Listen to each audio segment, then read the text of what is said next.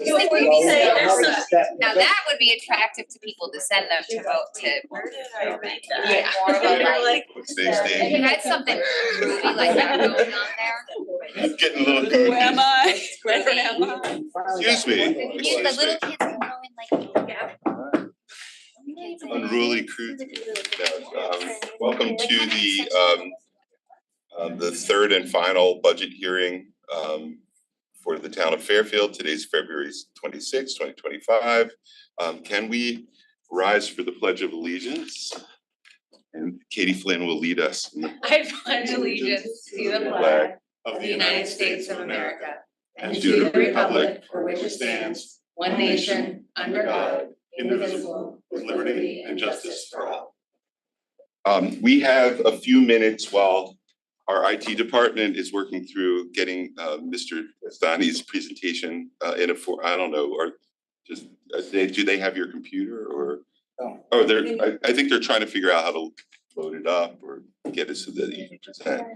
So I'm going to take a few minutes to recap a couple of things that I went through during the first meeting. But I assume I know Jen Jacobson looks at this stuff, but this is Personal call out.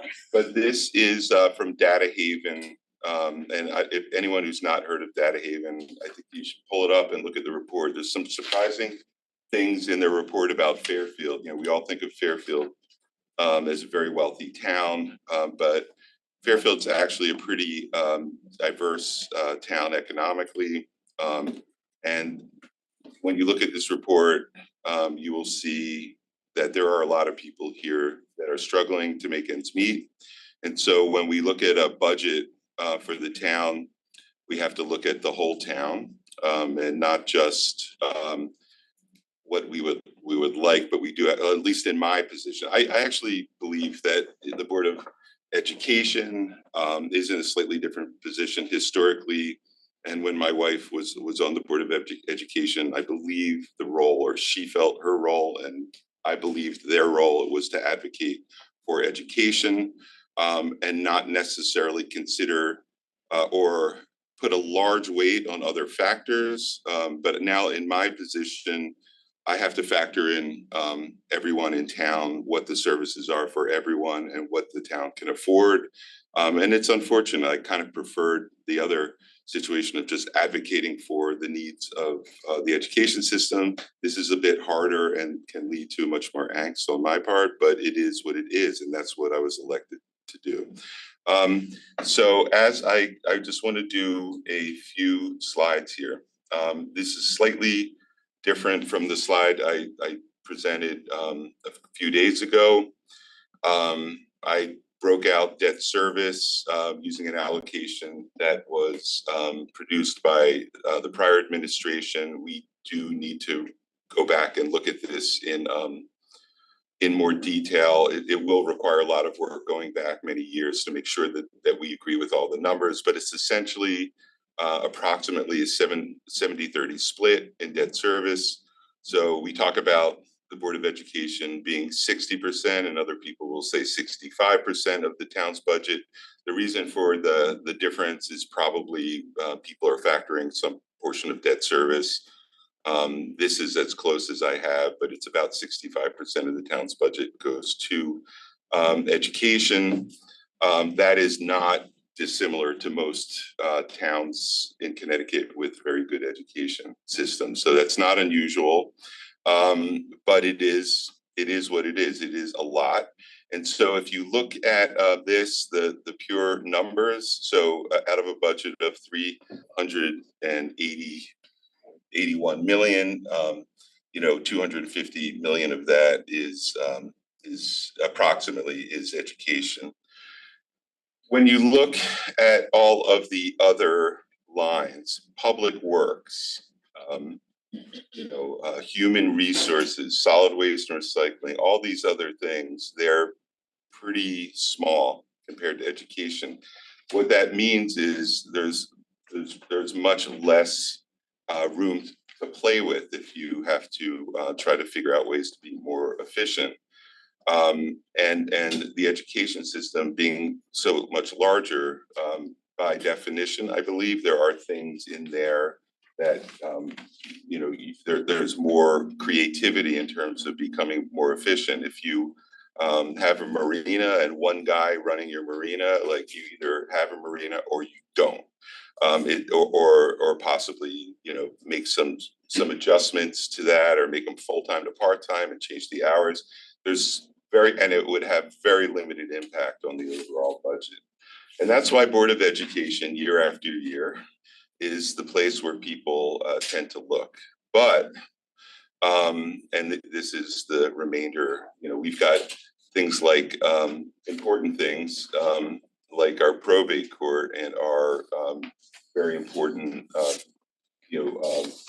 not-for-profits that we help fund that are just not even, they're just rounding errors. And it's important to talk about how we pay for these services, because like I said, look at the Data Haven study. For many of us here, to say to someone like me or many of people that I know, hey, just pay another $1,000 in taxes. What's the big deal? And I would say, yeah, that's fine. Yeah, another $1,000 in taxes. But for many people, that's the difference between being able to live here and not being able to live here, or being able to eat 3 meals a day or not, and maybe going to Operation Hope for a meal. So we have to just keep that in mind. How do we pay for our services? Most people in this room currently know this, but when I gave this presentation last week, or at the beginning of the week, 2 days ago. Monday, 10 years ago, the feedback I got was from a lot of people is, hey, I didn't know that. So it's basic for most of the people that are on boards and commissions, but it's not basic for everybody. We pay for these services by taxing the values of our homes and our cars. For the most part, we also have business assets that are taxed. But it's a pretty simple calculation, and you'd think people would know why they're getting their bill, but not everyone does. So we have an assessment process. Every 5 years, we go out and reassess the value of your home, and the way that gets done every 5 years, every 10 years, it's very detailed. Someone will go around, they take pictures of your house, they look at the records, see if you put any additions on, and then they look at comparable sales in your neighborhood and develop a new value for your home. And that gets multiplied by the mill rate, which I will get to. I will get to the mill rate in a second.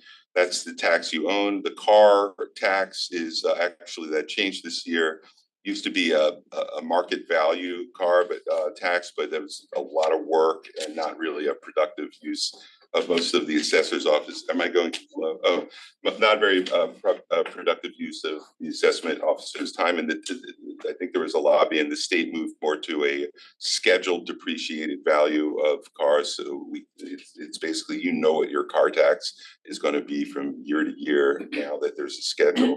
But for the most part, it's whatever that assessed value is times the same mill rate as for your home. Not every town uses the same mill rate. Some towns have actually different mill rates. Some towns have different mill rates for different parts of town, depending on the services provided, and different ones for cars and personal property. We don't. We have one single mill rate for all the assets that are taxed. So when we do this calculation, we look at the grand list. The grand list sounds grand, but it's simply just the sum total of all the assessed values of property in Fairfield. Some of them are not taxable, so we talk about the taxable grand list. There's a lot of value on the land that the universities own that gets subtracted out. Religious institutions get subtracted out. All of the non-taxable grand list items get subtracted out into the taxable grand list. And ours currently is about $12.1 billion. That changes. That's going to go up a lot next year. I'll talk about that in a second. So you just take the tax levy required to fund the budget, and you look at your taxable grand list, and you divide one into the other, and that's your mill rate. It's pretty simple. Again, I know everyone here knows that. And if anyone ever says, no, the mill rate is 28.44, it's just traditionally, for some weird reason, they don't do it in percentage. They do it as a per thousand. So I just wanted people to understand, again, what makes the grand list go up and what impact it can have. The grand list goes up really for a few different reasons. One is new property development. New property is what you need to actually relieve the tax burden on people who live in the town. You need new property added to the list that then spreads spreads the amount of tax across the total amount of tax you need to fund your budget amongst a greater number of taxpayers. And so in this example, the base on the left is what we had on the prior page. You have a new development or new developments that you can add, in this case, $300 million to. Hey, do you know how I get all this stuff off my screen so I can actually look at my screen? Like, is there a way to do anyway, like there's so many little things blocking, Presentation. Oh, we have to go to presentation. Slide that. Oh, sorry, what? Oh, can Gotta I? move this out. And you know what? I'm just sliding this up. Okay, never mind. I'm good. 300 million in this example added to the grand list that actually would reduce the mill rate by 2.41%. And every, if you have a paying to $18,050 in taxes, you would pay $447 less than the base rate, which was $18,496, because there's more property that will be taxed and more people that will contribute to the budget. If you have a greater expense, and this is compared to the base, let's say, the budget goes up by 10 million, or we didn't cut 10 million, it's more applicable to what happened this year. You're here in this case, the amount of that you need to fund the budget goes up. The grand list stays the same. Your mill rate goes up by 2.89%, and you pay if you were paying $18,496 for annually for your home, that goes up by $536. $536 for many of us, we say, hey, that's I'm willing to do it. There's a couple things I would say. One is you get this every year. So over 10 years, that's not 536, it'll be 5,036. So the argument that, hey, I'm willing to pay 500 really doesn't, this is a creep. It creeps up over years and actually ends up, you talk to a lot of people in this town and say, I'm paying 3 times, what I paid when I moved here, X number of years ago. It does creep up over time. And so a lot of people who've been here for a while don't buy that argument, which I used to make that argument all the time, for the Board of Ed. Hey, it's just, $10 more per person, and that actually, you got to look at the facts and how the creep over time is actually a very large percent of tax increase over time, and has priced many people out of the market. Then I want to just briefly talk about the revaluation every 5 years. We have had times after the financial crisis in 2008, the next reval was 2011. We had a massive decrease in our grand list. Probably unprecedented. I haven't gone back through all the history. What did that do? Well, we're not going to cut our services by the same amount that our grand list dropped. So we had a big increase in the mill rate. Conversely, we had years where we had huge increases in the grand list due to a reval. I moved here in the mid 90s. House, I think the value of my house doubled or tripled over the succeeding like 10 years. We had a reval in 2005. It was implemented, I believe, in 2006.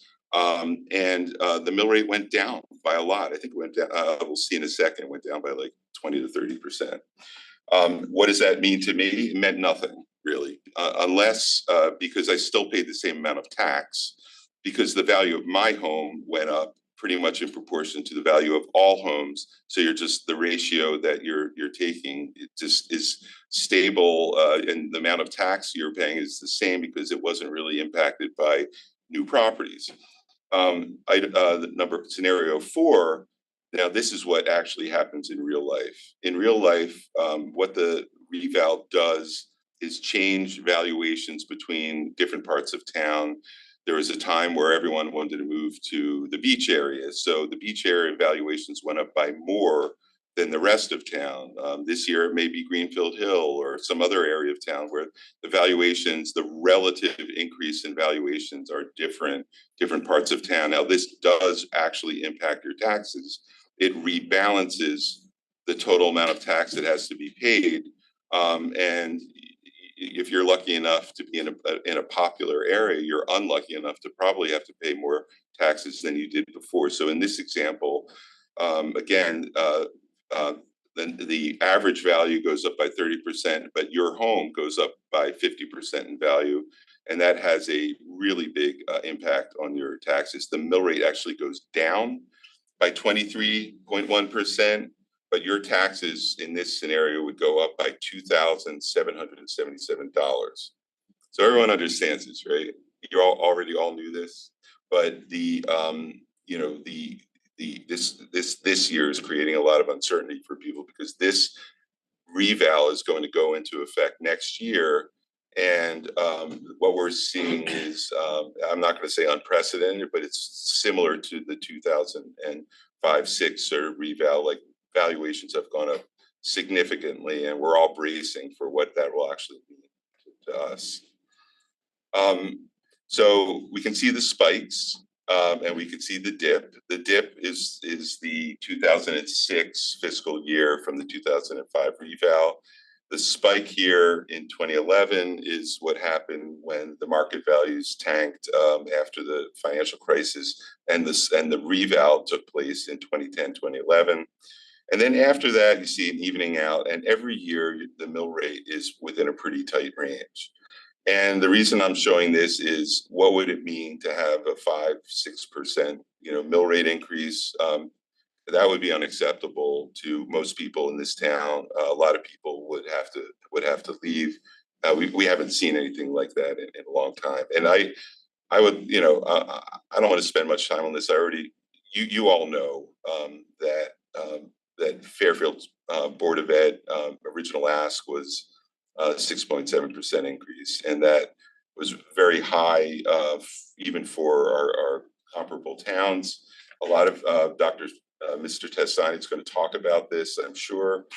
A lot of things converge to make that happen. I get it, but I hope you understand the context that I'm talking about this within is the greater town. And the way I look at it is, can't just be from the not of the delivery of this of education services to the kids, because we have other considerations. And again, and you all, people in this room know this, that the 6.7% ask would be the highest in 2 decades. 20 years, haven't had anything like that. The closest was 6.2% in 08-09. The 4.5%, which we are currently at now, after moving 900,000 to debt service, so not impacting the service, but impacting the operating, recording of what the Board of Ed wants to do, plus the $3.9 million proposed cut. I don't know if you're all saw this already, but the proposed ask, the cut of 3.9 million is certainly not unprecedented. And if you look at history, that would put this year within 35% of years over the last 20 years. So, and I believe it, I believe me, I get that sometimes we were bailed out by factors like good luck. For example, healthcare came in cheaper than we expected, then we didn't have to do anything. Like last year, I think we had a $2 million good guy because we were expecting a certain level of increase in the Partnership 2.0 plan, and we had word from Hartford that it was going to be a much lower increase, 2% increase, and we were able to make that cut knowing that it wasn't going to impact the students. So I do think as part of this, it's very important to highlight the difference in process here between Board of Ed and town. By the time the budget gets in front of you all, you may think that that we will then cut for the first time at that point. That's not what happens with the town budget. Each department head submits what they say they need, what they think they need. We then go through a series of meetings in town hall, and we make those cuts before you see the budget. In the old days, there was a line in the budget for department request because of the limited real estate on the page in these books. That has been removed. But here I'm showing you what that was. We had very, very large reductions prior to this, our book being published, some as high, in the mid 20% reductions. And a lot of that was capital, operating capital requests, but a lot of it was personnel. And for example, as you may have heard, the police need 8 people, we gave them 4. And they're not happy about it, and it does impact their service level. And there's an argument that that it could impact public safety, but it's something we just had to do, and it's unpleasant, and it's part of the job in making this town as affordable as we possibly can for the large majority of the people here. This is just highlighting this slide, and I'll post this. This slide just highlights how the Board of Ed, with the expense numbers that they have, that the Board of Ed has, how things move around during the year. And many of our departments, there's not a lot that happens that wasn't predicted during the year because they're much smaller budgets. So if they think they need $1 million, it's like they're likely to come very close to $1 million. But with a $250 million expense budget, there's a lot more that can happen throughout the year that will change for the good or the bad. And I think there's also a lot more that you have to estimate in order to come up with your budget. So I think historically, and if you think if you hear the range from Hartford on partnership is 2 to 7%, nobody wants to be caught short. So the Board of Ed is more likely to go with 7 because they know the consequences of coming in at 7. If you budget for 2, is you're going to have to scramble and possibly cut some teachers or administrators or services. And a couple of years ago is a good example of how things changed during the year. The Board of Ed budgeted for a certain amount of new hires, 11, ended up hiring 37. 25.9 additional hires were not budgeted for. In fact, I'm not sure anyone on the Board of Ed actually knew it had happened. And yet, Mr. Stani was able to juggle things around and make sure that we came in on budget. There's just a lot more area within the Board of Ed just because of the numbers.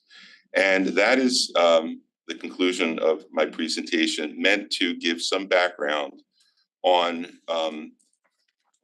the idea that first of all, I'd like to say I don't like cutting any budget, but that you have a big town here with a lot of needs. And there's just if you look at all of these other departments, their numbers are just, they're small, and there's by definition much less material changes that you can make to them.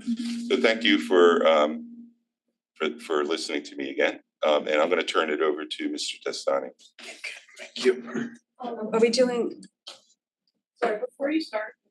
Wouldn't that be Mr. Testani? Who does that? Are you doing the private Not yet. school bus transportation? Well, I don't know. Is someone here? Will you talk about private school? Oh, then Courtney, we'll maybe have Courtney start because we can get private school bus transportation out of the way. Or just take it out of order. It's up to you. Please take it out. Oh, you need to get going. Well, I think. Yeah. Why don't we go with Let's take it out of order and then do the other. Just wanted to. Yeah. Yeah, I mean. So, thank you for this opportunity. I want to first start, and glad this slide presentation was just done. I do want to make some corrections to slide 10, Mr. Gerber's presentation regarding the other towns. So I do want to say that many of those numbers were okay, but we do have to factor in our ask is 6.7%. Easton was not included in that presentation. They're at 6.7 this year. Monroe is not included. They're at 6.02. Stanford's number was actually not 5%. It was 5.92% going to the town. Trumbull's was not 5.3. It was actually 5.89% going to the town. And Darien was not a request of 4.1 from the superintendent. It actually went to the town at almost 5 at 4.92%. So I just want to clarify those things. So just different stages of, so I think these were recorded in the, maybe there were cuts at the original. True. But Okay. as you can see, and Norwalk went at 9.7%. And Can I ask a question? sure, And for Greenwich, just that 5.1, 5.10%, and their health insurance is not part of that, correct? Yeah. So that's just something in terms of comparing districts, that 5% does not include Greenwich's health insurance. Correct. For teachers. and I do want to just say that this is all within context. Since COVID and since the pandemic, there's been corrections to budgets that needed to be made due to increased costs in transportation, salary and benefits, and reduction of excess cost on special education. So this is our year that we happen to be catching up our transportation contract, as everyone is aware, before we get into the presentation, and we'll talk more about it. We are operating on a 2018 contract. So as you can imagine, over the last 7 years, given the inflationary costs and the salary and benefit increases, we are going to see significant increases. But I'll look at our neighbor to the south, Westport, for example. Even though they're at 4.7 this year, over the last 2 years, they went almost 11% over the 2 years. So that would be right in line with our last 2 years, given the request this year and last year, it'd be a little bit over 11%. So I think this is all relative in when these asks are being are coming to the town. So I think we did a good job in the last 2 years in coming to the town and coming within budget. We never came back with a 4.8 last year and a 3.8 the prior year, where we landed on. I also want to note in the slide that mentioned FTE, many of that was a shift from grants into operating and other things were moved over. But we had a 6.3% increase in salaries last year, and we came in for a final budget increase of only 4.8%. So that does show that we did a lot of work to offset in order to provide the staff needed. And it just shows how much came out of grants and because we don't want that to live there. And as you can see in the current climate, grant money could be affected any day now, and that would impact being able to provide services to students. But that being said, just want to make those clarifications that this is not unique to us. This is every district across the country. This just happens to be our year where we're slightly higher. So we'll start. I'm not going to bore you and read you the mission of the Fairfield Public Schools, but obviously it is student focused on providing them with the best possible educational program so that they can be successful as they leave us and enter a global society. Just thank you to all the team members, and I want to really mention the Board of Education. And we'll get into this. A lot of work got us to this point. It was not done on a whim. We spent many hours. If you go to our backup in many of our budget meetings in January, you will see over 300 questions that were entered into a Google Doc that were answered, that our board members provided, many of which came from Board Member Jacobson. But I highly recommend that you go into that document, you read the Q&A. It is very insightful to get a better understanding of everything in this book. I mean, it's easy to look at numbers and try to figure out what they mean, but the story is really told in how those explanations to those questions are answered. Our budget is rooted in critical investments, which is our staff for the most part. This is a bare bones budget. As you will see, there is nothing added to the district in this 6.7% ask. It is maintaining current level of programming and services. There is nothing new, there's no initiatives, there's no new classrooms, no bells and whistles. And also mandates and services that have been brought down to us from the legislature that we have to comply with. And it is filled with efficiencies. As much as, you know, it doesn't seem like it, we did a lot to offset to get to this 6.7%.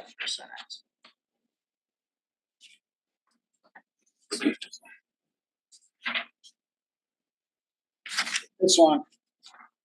So the Board of Education's proposed budget increase of 6.68% for a total budget of $234,932,226. But how did we get here? I think that is the major question. How did we get to this point? We saw after the superintendent's budget, we saw an increase to transportation of almost $1.7 million due to the renegotiation with First Student, a longtime provider of transportation services here. After consulting with a transportation consultant, we felt that the increase was not going to be out of the ordinary had we gone out to the market. And to maintain and ensure that buses were going to run smoothly for our families in August, we entered into a renegotiation with the help of the purchasing department of the town. So this will be our increase for next year. We were also, as was mentioned, we were hit with a almost $900,000 increase to our health insurance premium. A 1% of that was a tax to Fairfield County districts and municipalities that participate in the plan. And then we were also notified since the superintendent's budget of a $200,000 and almost $9,000 increase to our contribution to the town pension. So in reality, the Board of Education's budget before preemptive reductions was $237,054,226. So really the total impact of the first selectmen's budget reductions is $7,013,939. But because we were preemptive and we wanted to be responsible and good stewards with the town, Board of Ed and I worked closely over several weeks to find areas to reduce while maintaining essential services and programs for our students. So we have reduced 9 FTE is the proposal for almost $1 million in savings. We've made over $500,000 in technology spending cuts that will hopefully be able to afford in next year's budget. We phased out some of our new world language curriculum rollout to next year, which saved us $356,000. And we've made adjustments of $250,000 to our maintenance budget, and for a total savings of over $2.1 million. That's what lands us to the majority of our fixed costs are driving the rest of the 6.68%. 6.25% of that are fixed. We have contractual obligations and benefits that we need to provide to our staff. As you're all aware, contractual obligations, all contracts are approved by the town as well through all town bodies. The majority of this is fixed in the teacher's contract, which we'll see in a upcoming slide, that we all understood for many, many years as we did a little trip down memory lane prior to a few minutes ago. For about 20 years, our teachers were severely underpaid. We went out to the market to do comparisons, and I've said this in my previous two budgets, in my previous district, to try to make an argument to the state for more funding, how much less teachers in my previous district were being paid compared to their peers in Fairfield County. I couldn't use Fairfield as an example. That's how poorly paid our staff was. So we did play some catch up in this current contract, which are leading now to costs that we need to realize. We also have crucial building maintenance. We have to get an elevator up running at Fairfield Ludlow High School, because if one remaining elevator goes down, we will not be in compliance for students and staff with disabilities. We have a fire alarm system that needs to be done immediately this summer at Fairfield Middle School. And we also have some security upgrades that are gonna be done at our middle schools. That one's the major one. And then we have some rising costs, as we mentioned, to transportation and increases to utility prices. We're all feeling that if you looked at your electric bill in the last couple of months. So what's driving the budget? $10 million of this, or 4.73% of this, are teachers' compensation, contractual obligations, and benefits. Nothing we can do about this 4.73%. So immediately, if we factor in the cuts, we are below just the contractual obligations to pay our staff and to pay health benefits. That's unrealistic. Next. Transportation and maintenance makes up another 1.52. So obviously we have to provide transportation to students under law. So this is another $3.3 million from last year. Again, some of it was unanticipated given the fact that we had an expiring contract that we had really no way of understanding what the full impact would be. Did talk to some other districts in the area, Westport, Milford, they all saw similar hikes in their transportation contracts. And then we have a small increase due to special education services. Most of this is the decrease in excess cost funding. We lost $700,000 from the state in excess cost reimbursement for our out-of-district placements, which we'll talk about shortly. So again, we have special education, we have transportation, and we have health insurance and contractual obligations. That is it. There is nothing in this budget that is fancy. We're just trying to maintain the current level of programming and services that our students deserve. Talk a little bit about special education. And now we have been advocating in this current legislative session to try to get some more money for places like Fairfield, who do a great job in servicing our students with special needs here in-house. We estimate upwards of $16+ million in cost avoidance by servicing our students in district compared to out of district. That's based on the tuition costs at many of the outplacement treatment facilities that our kids do go to around the state of Connecticut and even out of state. Last year, part of that increase in FTE was to open a CLC classroom at Jennings, an additional class for 10 students that would have cost us well over $1 million in tuition and transportation had we sent those kids out. Talk a little bit about our decrease in outplacements. So as we continue to see the costs rise in out-of-district placements, people would automatically assume we're sending more kids out. That is not the case. We are slowly declining the number of students we send out of district. We had some out-of-district placements with almost a dozen students. One that's not too far from here that we're down to 3. So little by little, we've been able to demonstrate that we offer comparable, if not better, services in district and brought those students back. However, there is no regulation on the cost that these out-of-district placements can charge. So those placements continue to increase their costs as the number of students attending decrease, which is causing us to continue to see a high level of our budget being paid out. And again, because we invest heavily in in-district programming, we are getting a reduction because the state has not increased the pot of money for excess cost to keep up with the demands across the state. We continue to see a slight rise in the number of students that have been identified as students requiring special education services. This is in line with the trend across the state. So as more and more kids require services, we are creating more and more robust programs here in district to try to combat the costs of sending these children out of district where we have no control over the level of education and the level of care that they receive. We all know that parents and families would prefer to have their children here in district with their peers than put on a bus for an hour to an out of district place.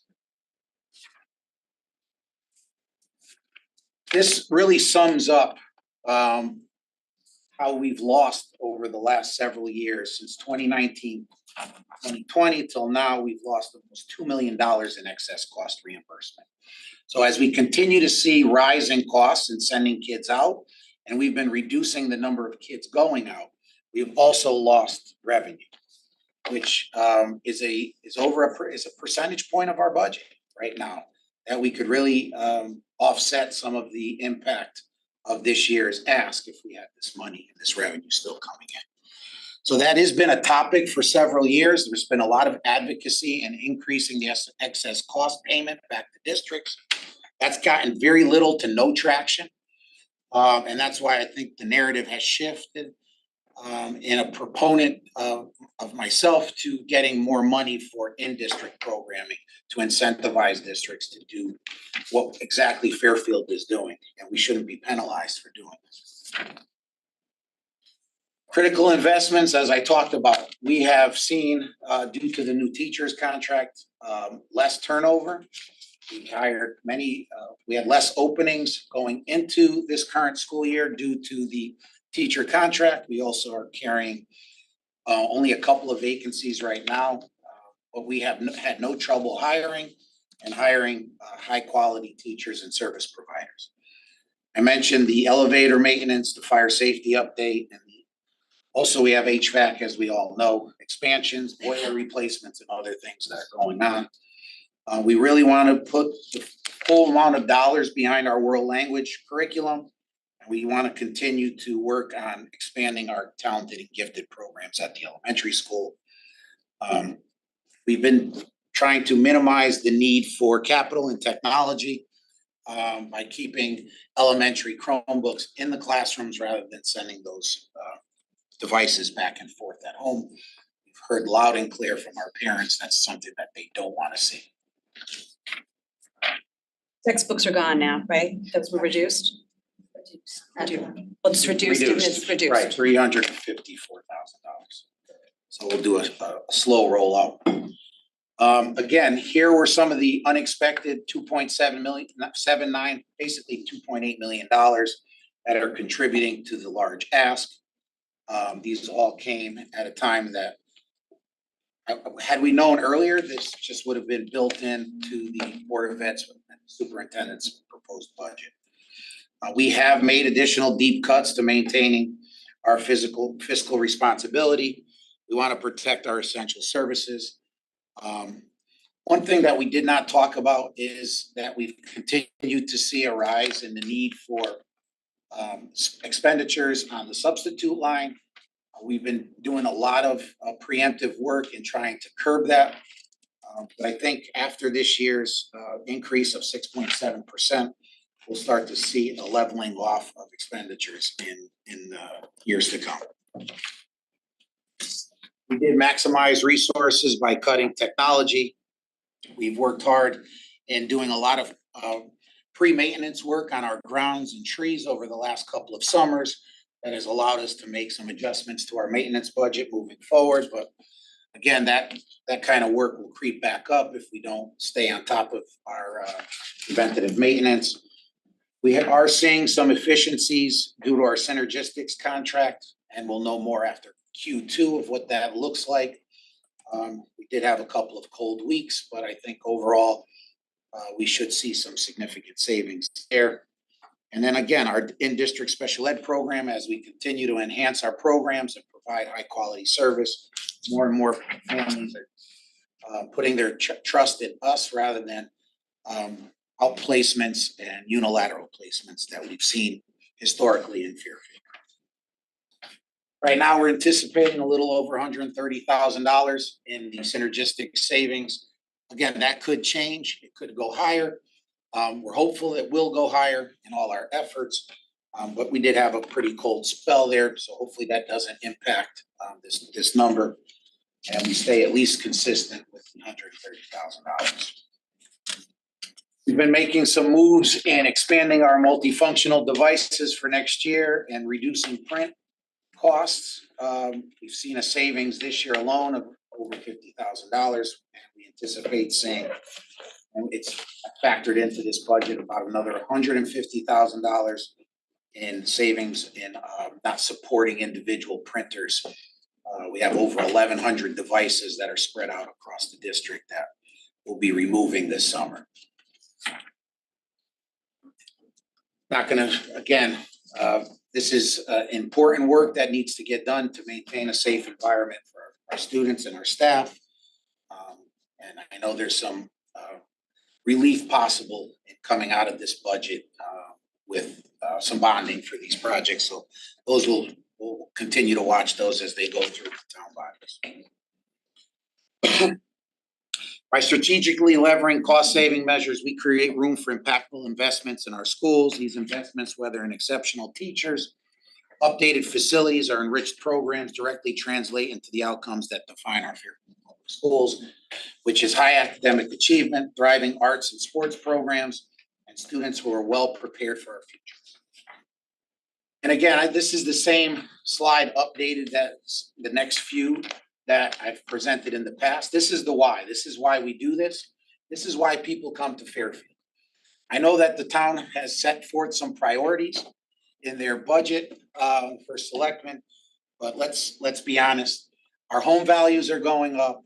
People are moving to this town, not for any other reason, but good quality schools, the highest of quality.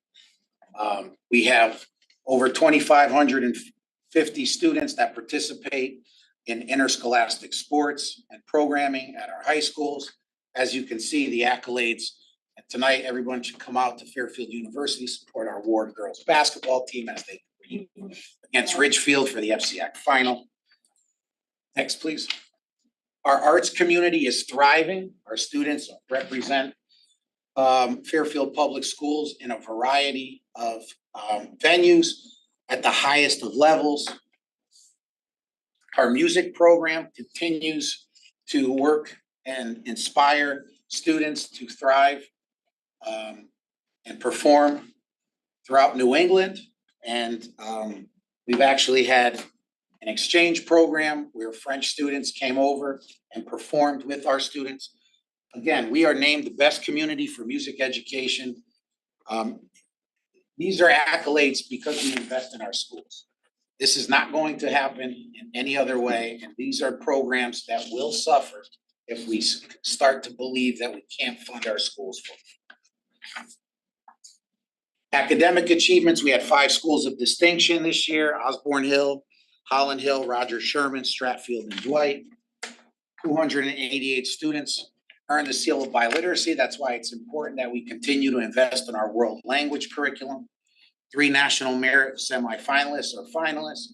We have an overall niche rating of grade of A. We have 137 AP scholars. Over 91% of our students participate in post-secondary education. We've expanded our early college experiences with the University of Connecticut, Sacred Heart, Norwalk Community College, the University of Bridgeport and Quinnipiac. Over 200 and our students have been accepted to over 220 universities and colleges across the country. High school students engage in a variety of art, drama, and music programs, not only here in our schools, but also post-secondary as well. And again, we are highly competitive in the FCAC and statewide with our athletic programs.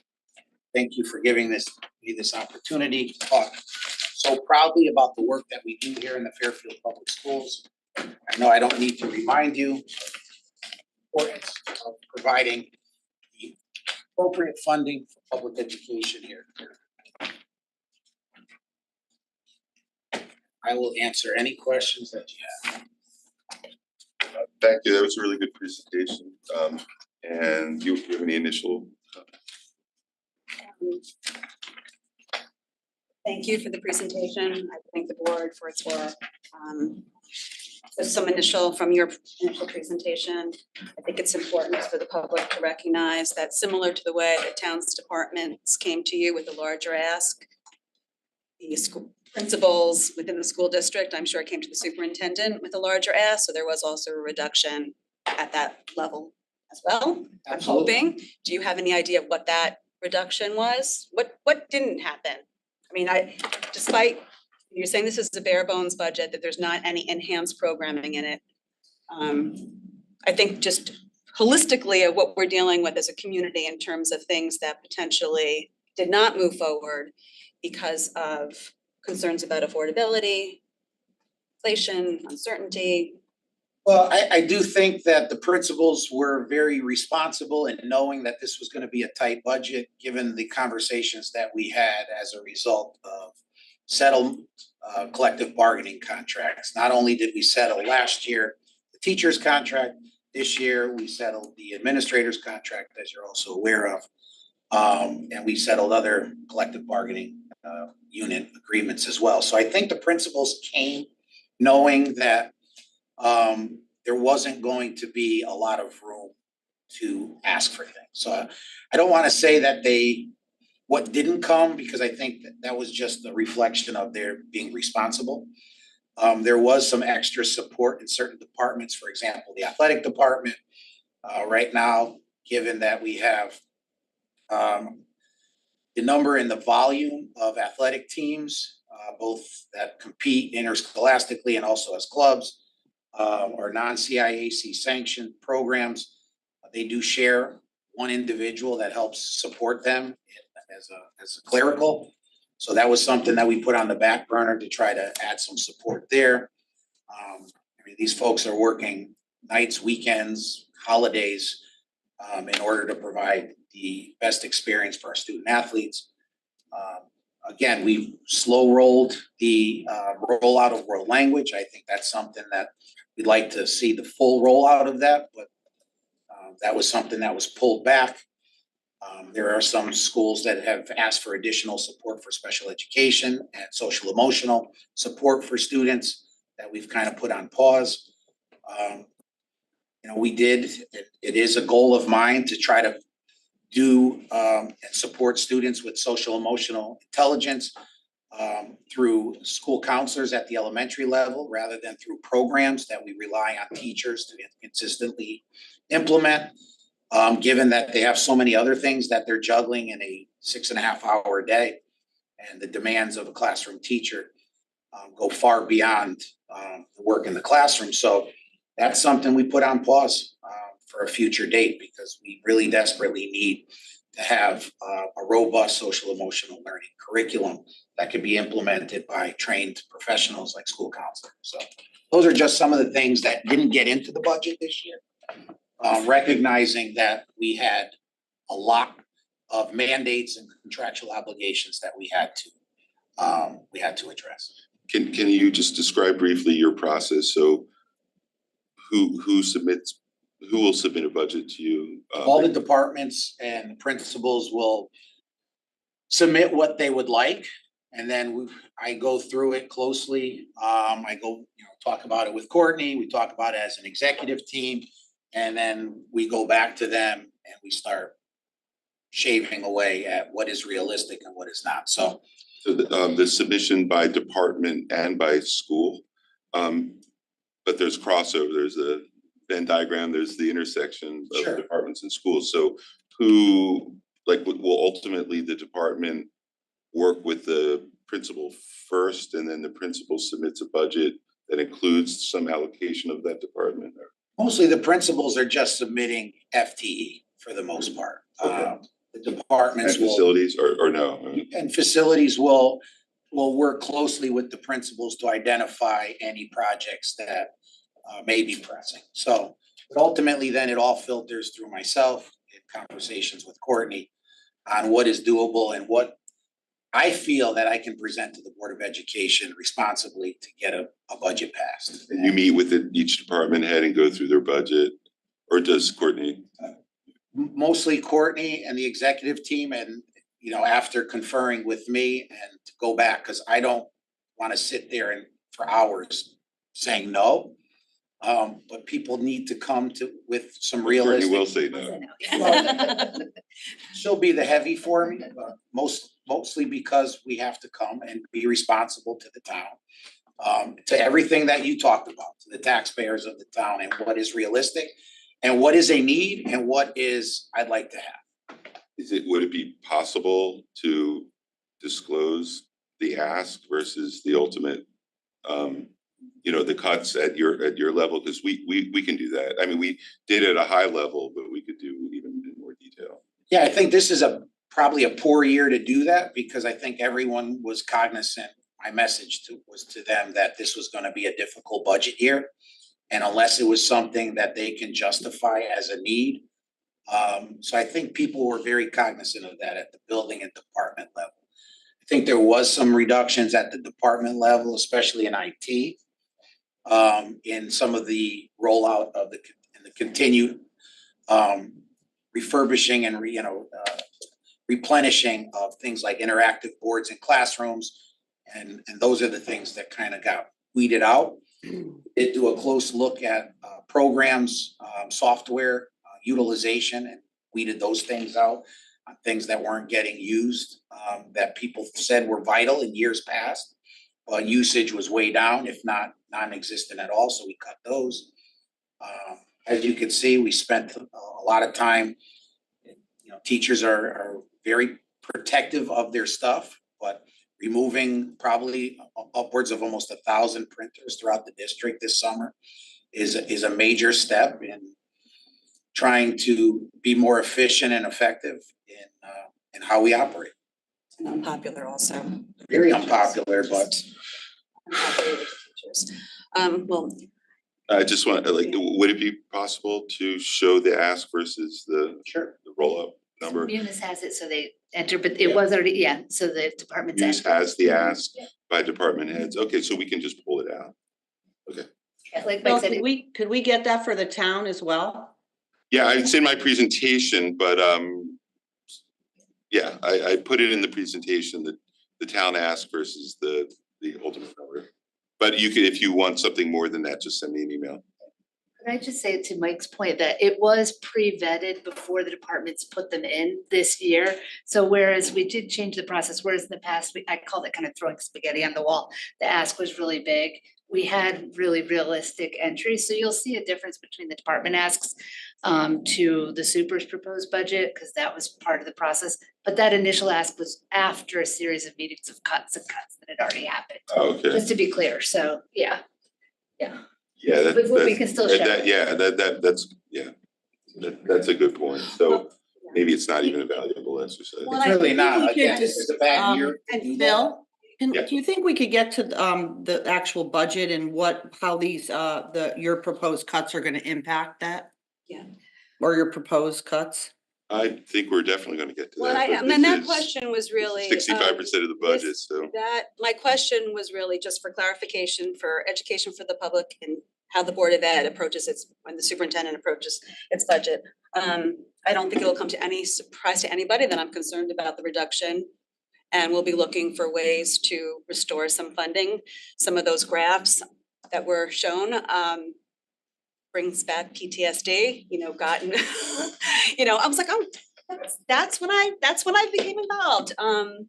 So have, just on a personal level, have worked very hard to bring the district where it is today in terms of the programming that we are providing to our students, the support for our teachers. Spoke a little bit about just compensation yesterday on the town side. I think that is equally, if not more so important, just in terms of we need to educate these students, making sure that we have the appropriate staff to do so is a top priority, and as evidenced by the budget and the budget driver that it is. So to have a personal, I voted for a lot of the numbers that are in this books in terms of the teacher's contract and the paraprofessionals contract. Other town bodies did as well. We talked about reductions in the past, cutting the paraprofessionals was put out in the town. The uproar was incredible and concerns about what we were paying our paras, and all of those corrections have moved forward. I do want to get down into the details a little bit. I want to hear more about the transportation contract and where we are. If there's been any updates from the state, I know that in terms of excess costs, I know there was a couple of things that were thrown out there over the last couple of weeks about hoping to restore some funding. Yeah, some of that though, the the discussions at the state about excess cost will affect this year's current budget, which would be helpful because Fiscal that, 25.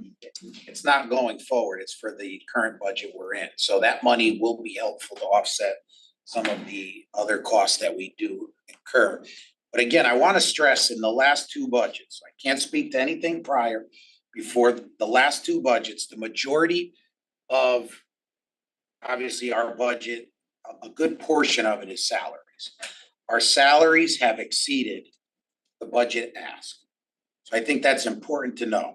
So going from 23-24 to 24-25, for example, our salaries went up $8 million.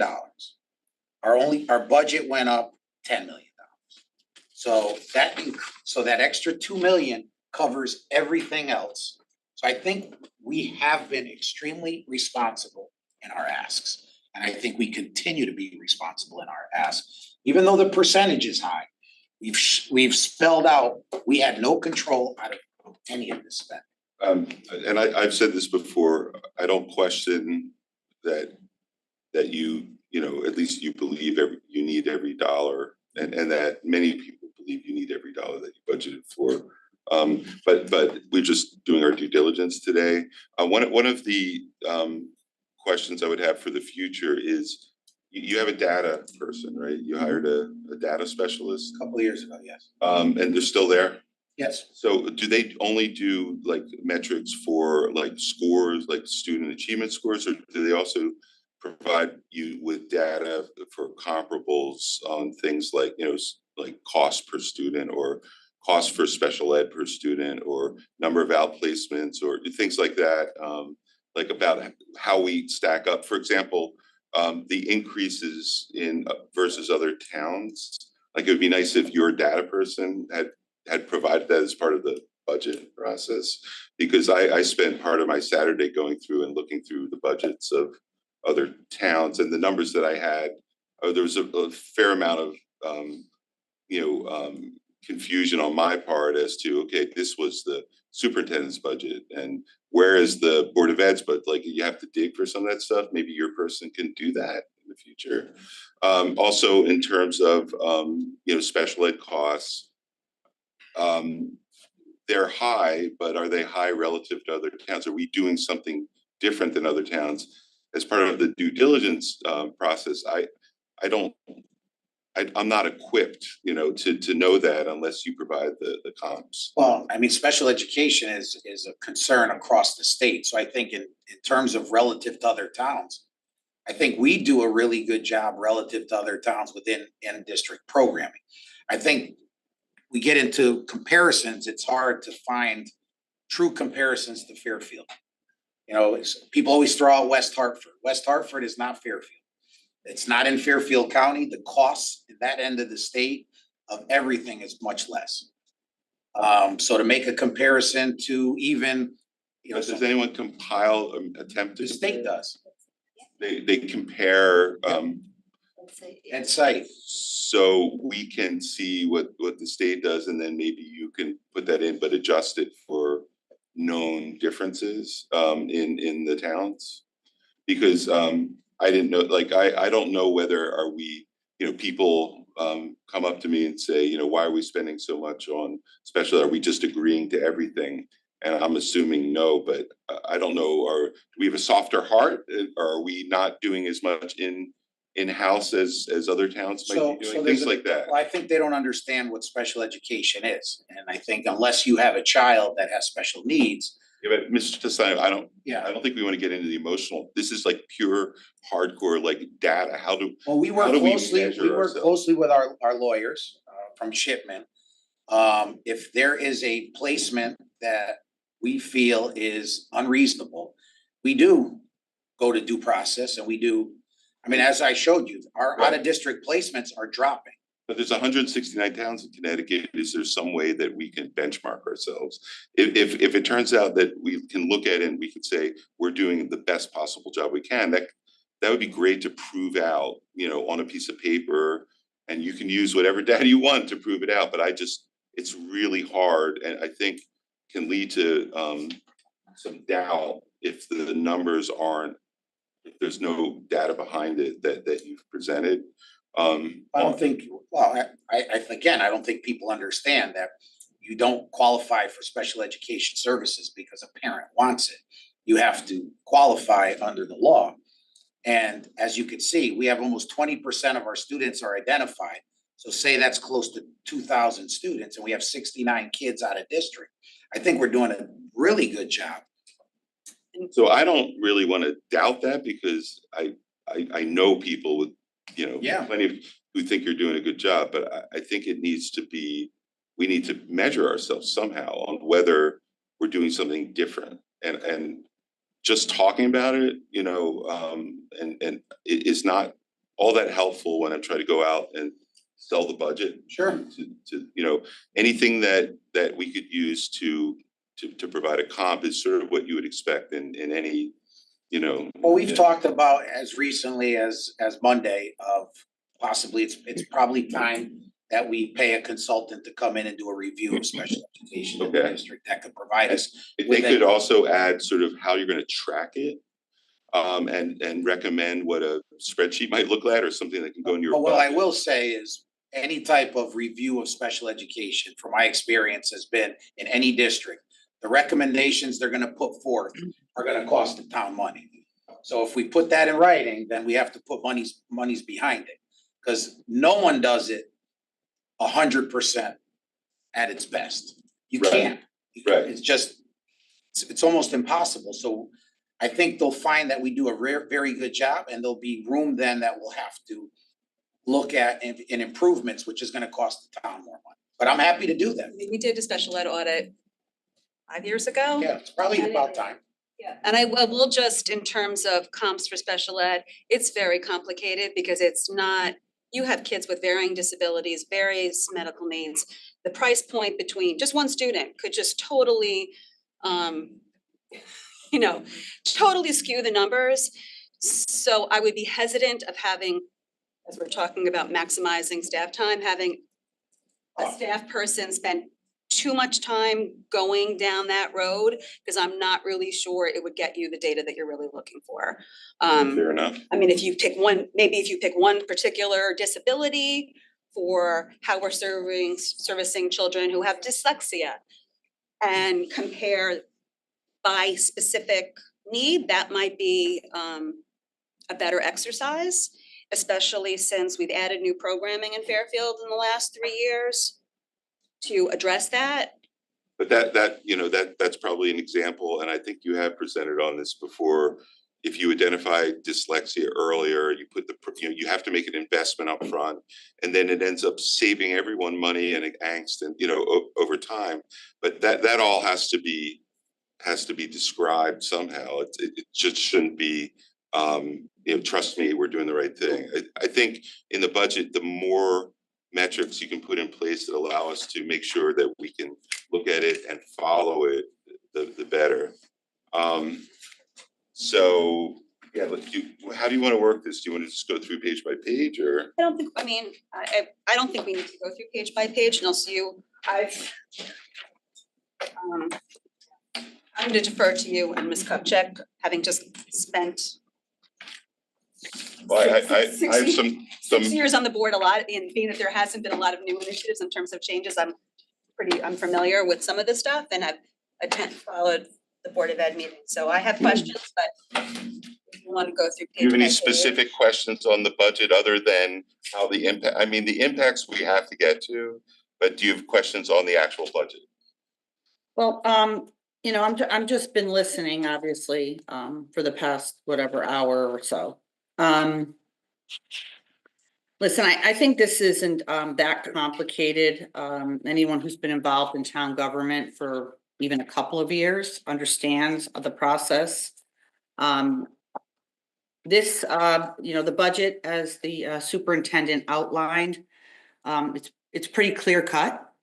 The majority of this, as Selectwoman Vitale mentioned, is based on teacher contractual salaries and paras that we all collectively throughout the town boards agreed that our teachers were not being paid competitively and we were losing talented teachers. We all agreed. And we knew that that was gonna come with a cost. And it has, it's very clear, it's in here, he showed it. It is the majority of his increase. We want to pay our paraprofessionals fairly. That was something that was going on when I was on the Board of Ed. They weren't being paid as much as our neighboring towns. Finally, we're paying them a decent wage. That comes with a cost. Listen, when we voted to increase, we voted and approved the teacher increases. We knew that this budget year was going to be more difficult. And frankly, I thought that the town would have been more judicious in their budgeting to accommodate this increase with the board as the superintendent laid out. Look at the pie chart. It's pretty clear. We're looking at 60%, 60.35%. Of this being the contractual staff salaries, benefits 17.84%, instructional service 3.3. I mean, look at the pie chart. The budget cut will have a severe impact on the educational, instructional opportunities for our children. Period. Full stop. It just will. So, you know, the semantics around any other discussions, really, it is what it is. So I think what we need to discuss and be more forthright is what happens if the proposed cut goes through. And I have to just say, and I'll go on the record right now, I will not vote for this cut to this budget. I think education is one of the most important parts of our town. It's what, and as Christine, propelled me into public service in the first place. And, you know, making cuts based on, you know, we're going to help the Board of Ed save money through purchasing, or we're going to do this, or we're going to do that. That's different. But just to say, you know what, we can't afford it. Meanwhile, the town side budget's gone up quite a bit. And you've got to have a give and take. We have a teacher contracts this year. We need to cover it. We need to pay for it, which means we need to pull back on our piece, creating new departments, adding all these different staff people when we have an obligation to pay our teachers and make sure that our school system maintains the excellence that we all expect it and what people move here for. So that's just my position. I would rather just get to the meat of this. I would like the superintendent to share with us or the chair of the board to share with us what would be the impact of the proposed cut by the first selectman on the education budget, and how Well, we can do that. I mean, we have to do that. How It's a can question we of as a when. board mitigate some of it and figure out how to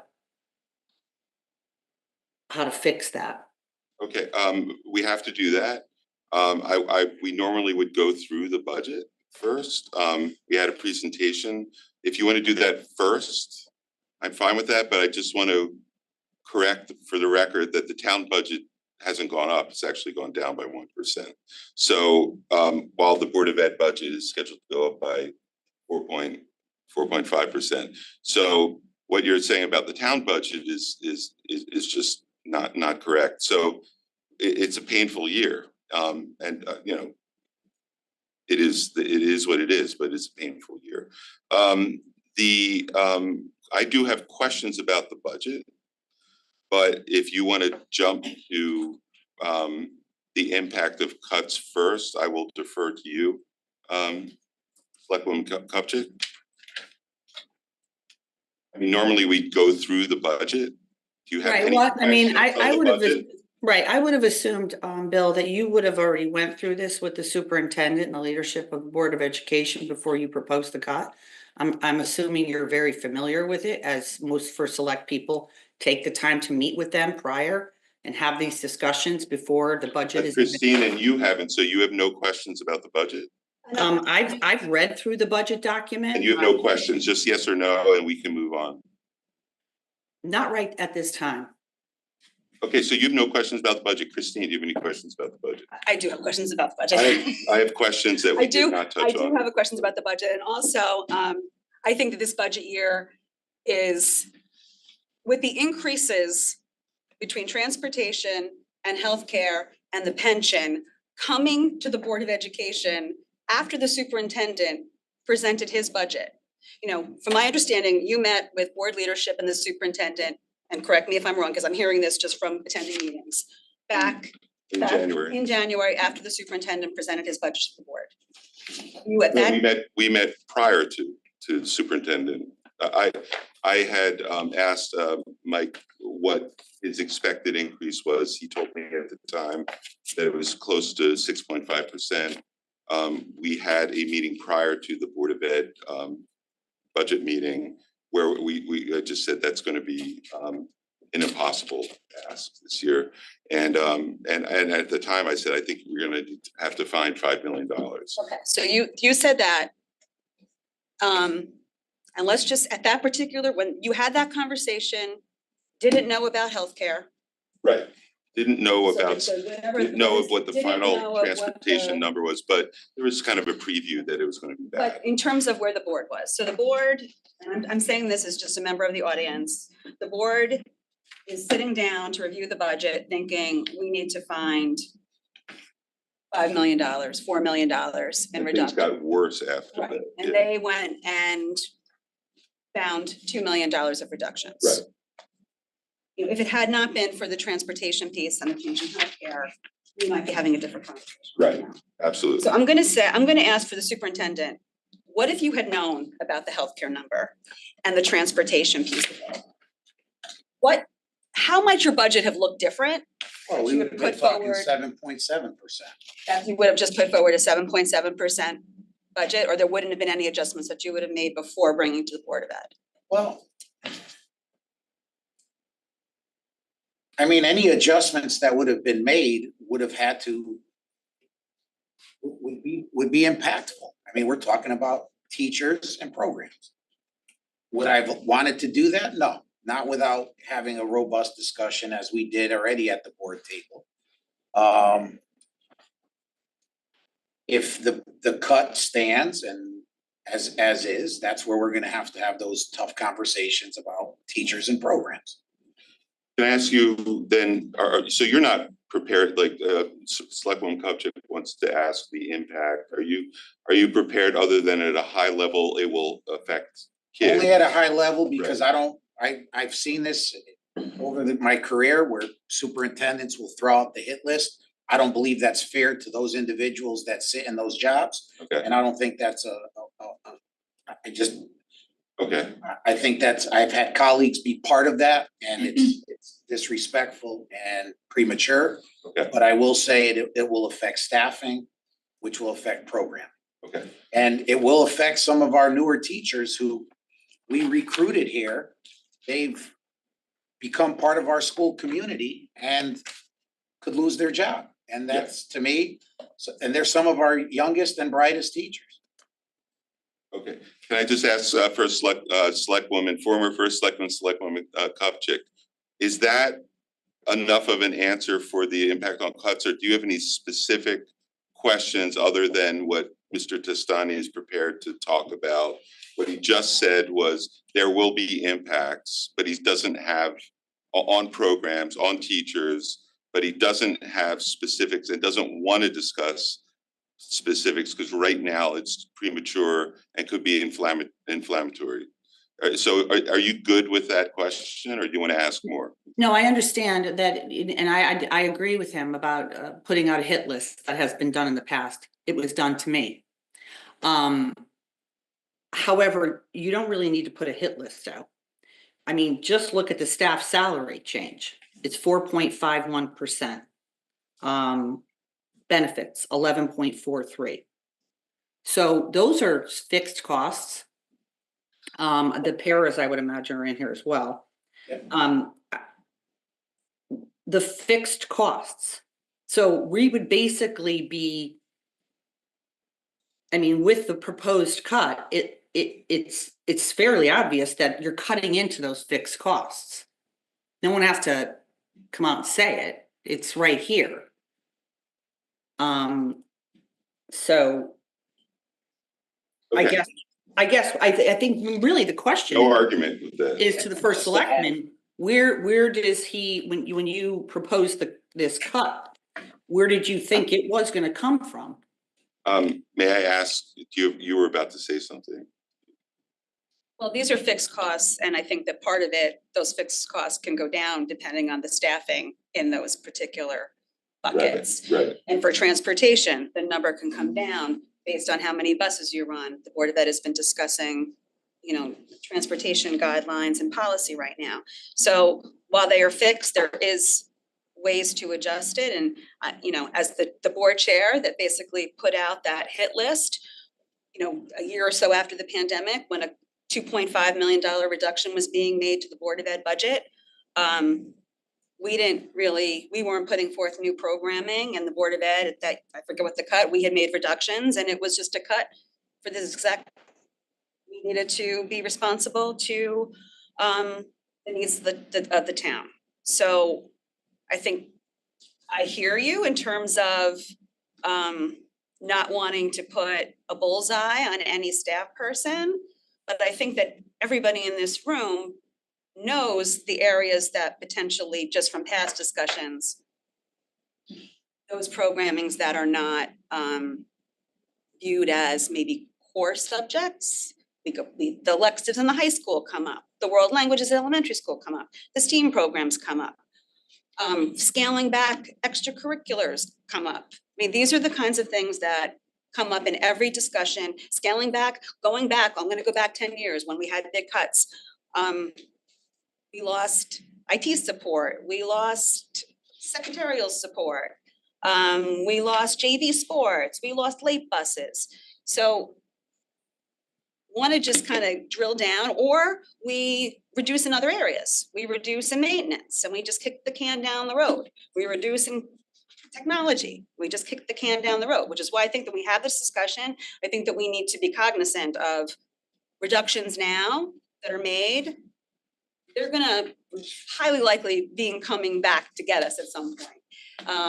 Spent a lot of time on the board talking about structural change and operational efficiencies. There are some things in this budget that we reduced years ago, and they're right back in there. The rolling, I'm gonna say it right now, the charging carts at the elementary school, I don't understand why we are spending upwards of $100,000 to have charging carts back in the elementary school classrooms. You hear all about elementary school time. Teachers have so much as it is. It's one more thing that falls on the teachers. Going back, there was, in some classrooms, there wasn't a place to plug them in the classroom. And then they were going into the hallway, which is not really safe. So I think that that's an ad.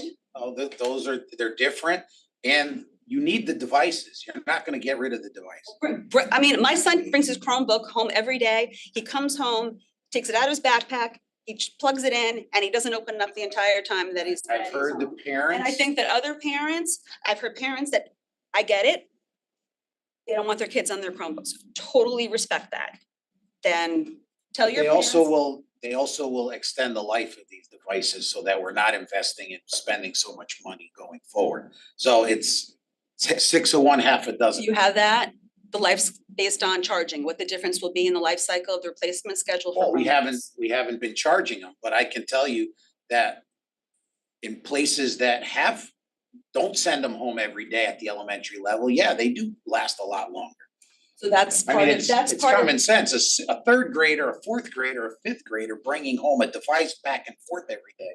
The likelihood of them getting damaged, dropped, thrown in a book bag, everything else is a lot higher than if it sits charging it and we use it when we need it home. Understand that, except that that's not what was reported out at the board table in terms of what grade level was damaging the Chromebooks. That it was the middle schoolers that were damaging the Chromebooks, and they're going home still. So, and I've just heard from other parents who don't maybe have, Mr. Gerber in one of his first slides just showed the wide economic range of residents in this town, that maybe some students don't have access to a Chromebook or a computer at home. And for those families, maybe it's a benefit to be able to practice math, do literacy. I mean, I can see both sides of it. So that's just my own personal thing as an area of, structural change, of looking for structural change. And that was something that we put forward to save a couple $100,000 at the time, and now it's back. So when I'm looking for areas that maybe we should have this conversation and going to Board of Ed meetings and hearing parents don't want Chromebooks at all, should we just get rid of Actually, third grade You Chromebooks? have the chair. That's a bigger discussion. I don't think that's a discussion. If we're not gonna have Chromebooks, that shouldn't be part of a budget For third discussion. That grade, should though. just be a philosophical discussion that would have to be had. And is the board going to have that discussion, Mr. Peterson? Hello, everybody. Jeff Hey, Peterson, hey, Chair of Jeff, the Board of thanks for Education. coming. The broad technology discussion is already happening and is going to be continuing to happen at our committee level. It'll probably eventually be brought to our full board for policy votes. This is something that parent community has expressed a lot of interest in. Like you, I've heard from both sides. I think a lot of parents are concerned about the prevalence of technology within education and kind of what it means to their kids even at home. And some, as you say, really enjoy having the devices. So those are factors that we have to balance. And as we craft policy moving ahead, that's definitely something we'll be considering, is all the voice of the parents in the debate. Can I just say, this is a great conversation. We're talking about something that, that you can cut money out of the budget that people don't agree even should be in there. I mean, and it wouldn't reduce teachers. So I'm sure there's several things like this that, would be on your list, under this. The cut's been made. We're not buying third grade Chromebooks. So I don't know, and there's no money for third grade charging cards. They're already in the classroom. So that's what I'm saying. It's not in this budget. But it might be in next year's budget. Can I go back? I don't know what's gonna be in next All year's right. budget. Let's talk about this So- year. Well, I've asked got a question. I asked the first selectman a question and he kind of didn't answer it. So, Bill, when you proposed the cut, what were you thinking the impact would be? Where do you think they were gonna get it from? Well, first of all, I'd like to say, as you know, because you were in this position, you look at the town and what the town can afford. I hope this is the way you looked at it, and I think you did. And not being the superintendent of public schools, I do not have, do not have access to the type of information as I did on the town side. But I can tell you what we did on the town side was we went through every single budget with a fine-tooth comb, called people in and made tough decisions. So I don't know whether that happened or how that happened on the town side, on the school side, but I can point out a few things that I have raised in January, and also some other issues that I know that we have. One is we have a $1.7 million lane change for teachers in this budget. Do you know what I'm talking about? Go ahead. No, do you know what I'm talking about? No. Okay, well, it's in the budget. There's $1.7 million that's gonna cost the Board of Ed for teachers, a new lane for teachers who can get some additional coursework done. And then go out and then switch lanes and bump up their pay scale. It was not anticipated that it was gonna cost $1.7 million. And apparently, many more teachers have made the rational economic decision to not do certain things on weekends or over holidays or during the summer, but rather go and take some coursework online in order to bump up their salary. That's a rational decision. I don't blame them. But there were no guardrails put in around what those courses are, very few guardrails about what those courses should be and where they should be taken, what types of schools they should be taken at. So this was a miss on the part of our negotiating process. And I would say, there's a lot of people at fault here. Probably the lawyers should have caught it. Probably the Board of Finance person in those meetings should have caught it, that this was a material risk to the budget. That if everyone can now go online and take courses at some flyby or diploma factory, that we might end up with a big hit to our budget. And I know if that's the case, if that's 1.7 million, let's say it's half of that. That let's say we could save 900,000 or, you know, $800,000 on that, then I think the superintendent and I, with my blessing, we should go back to the union and say, you guys are taking advantage. This is unfair. This is this is not what it was meant for. And you know, you've got a choice. You can go this way, or we're going to cut teachers. So are you talking about when teachers move and get a better, higher degree, they get a better salary? No, not a higher degree.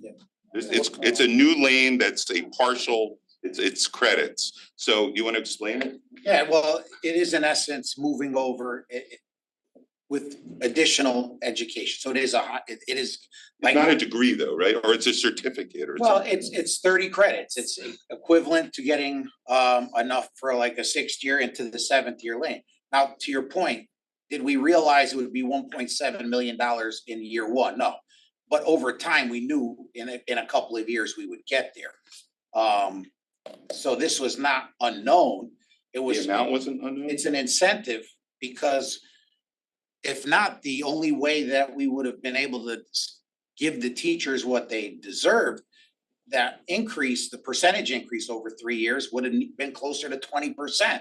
And we know none of the town bodies would have gone for that. So this at least gives them an incentive to go back to school, to go back and get professional learning that make them better at doing their job. Now, in year 1, it's a big hit. In year 2, it won't be as big a hit. It'll be pretty stable. We'll be back to where we were in previous years where we would have 30 to 35, 40 people that would move a lane. This year, we just get a bigger number. Now, hopefully, people put in for the lane a year in advance in anticipation that they'll move. Maybe they all won't get it done that quickly. You know, we're working through that now, just in case we have to make an adjustment that will have a better understanding. It could be less than 1.7. I don't think it's going to be half, but we won't really know because they have until September to finish their course. And Mr. Testani, you just talking about guardrails. Guardrails have been Put in place, yes. In terms of what? You didn't cap the amount. No, guardrails have been put in place on the avenues to accumulate those credits. In the avenues, what does that mean? Well, contractually, I've exercised what the language of the contract is, as opposed to what has been done historically for about 15 years in Fairfield. And I was not aware of that, had we known that ahead of time, but this one platform has been allowed in Fairfield for 15 years for teachers to sign up for courses and be able to accumulate credits. Your guardrails that you put in place and those limit the types of institutions, Correct. the types of courses. Correct. Are the people that have already qualified grandfathered in? Well, we're doing a look back right now. And sifting through a lot of paperwork over the next several weeks to see if some of that will be pulled back.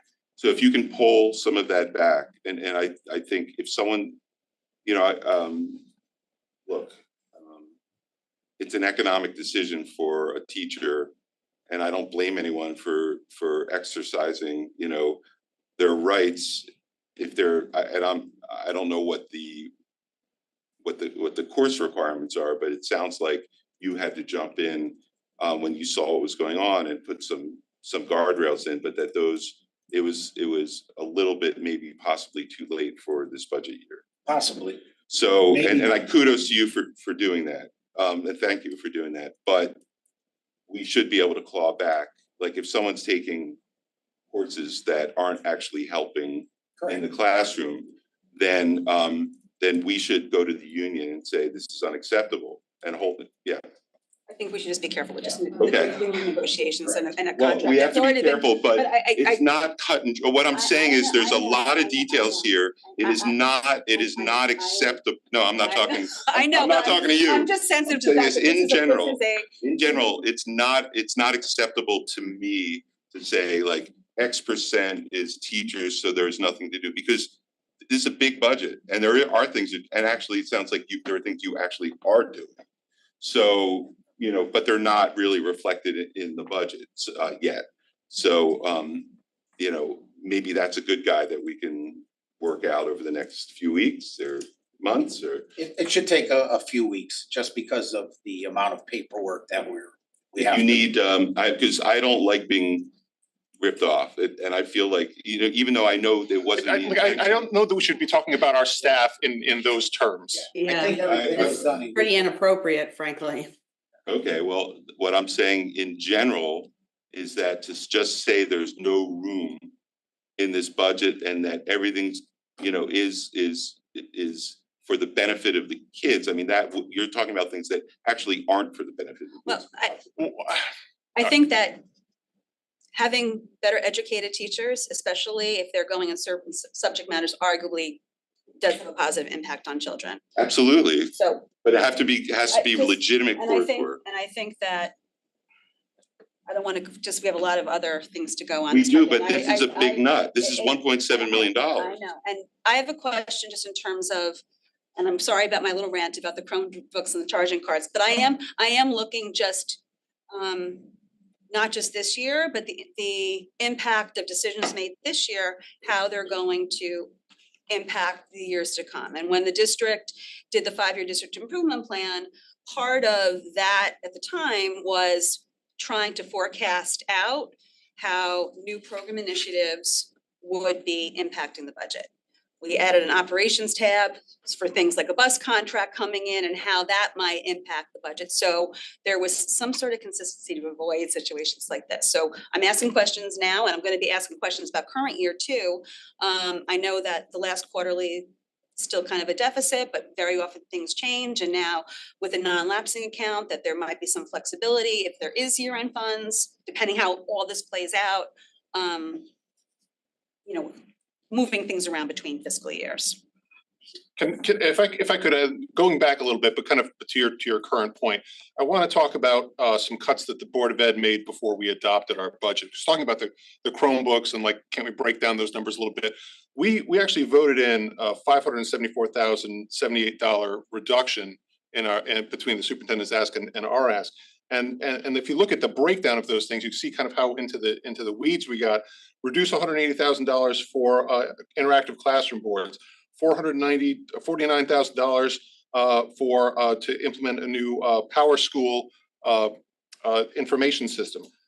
Reduce for Power School licenses, reduce $14,000 for Watchwire energy management system because we moved on to the synergistics, and reduce $119,703 for the purchase of elementary Chromebooks. Now, some of those things will stay off the budget, but some of those things are also kind of to Ms. Vitale's point, things that we kind of want this year, like the interactive boards are things that at some point we will need to replace. And the shift to Power School, there's been some bumps along that road, but that was something that the superintendent was hopeful would result in longer term savings, but kind of a front loaded implementation cost. And so, we would still like to do that, but that just pushes out the savings to another year and also pushes out that front end nut to another year. So, I mean, I definitely appreciate that. I just don't want to leave the impression that we're just looking at very big baskets, because we've broken down a lot of these baskets and looking for costs before the board sent its budget to you. Yeah, and very clear, and the dilemma is always, you take the hit in the first, if you're going to do something that's going to save money down the road and you can justify it on a piece of paper that with numbers on it, then you have the issue of, if I implement it this year, it's gonna, the budget is too high as it is and it'll cost even more. It's just the timing of when you do it, if you can prove that it's the right thing to do. And, any investment would be supported, but sometimes you can't do it in the year you would like, especially if there's a payback. And there is FTE reductions in this budget already, so I think that has to be understood. It's not like we haven't cut people. A lot of this will be done through, it will all be done through attrition.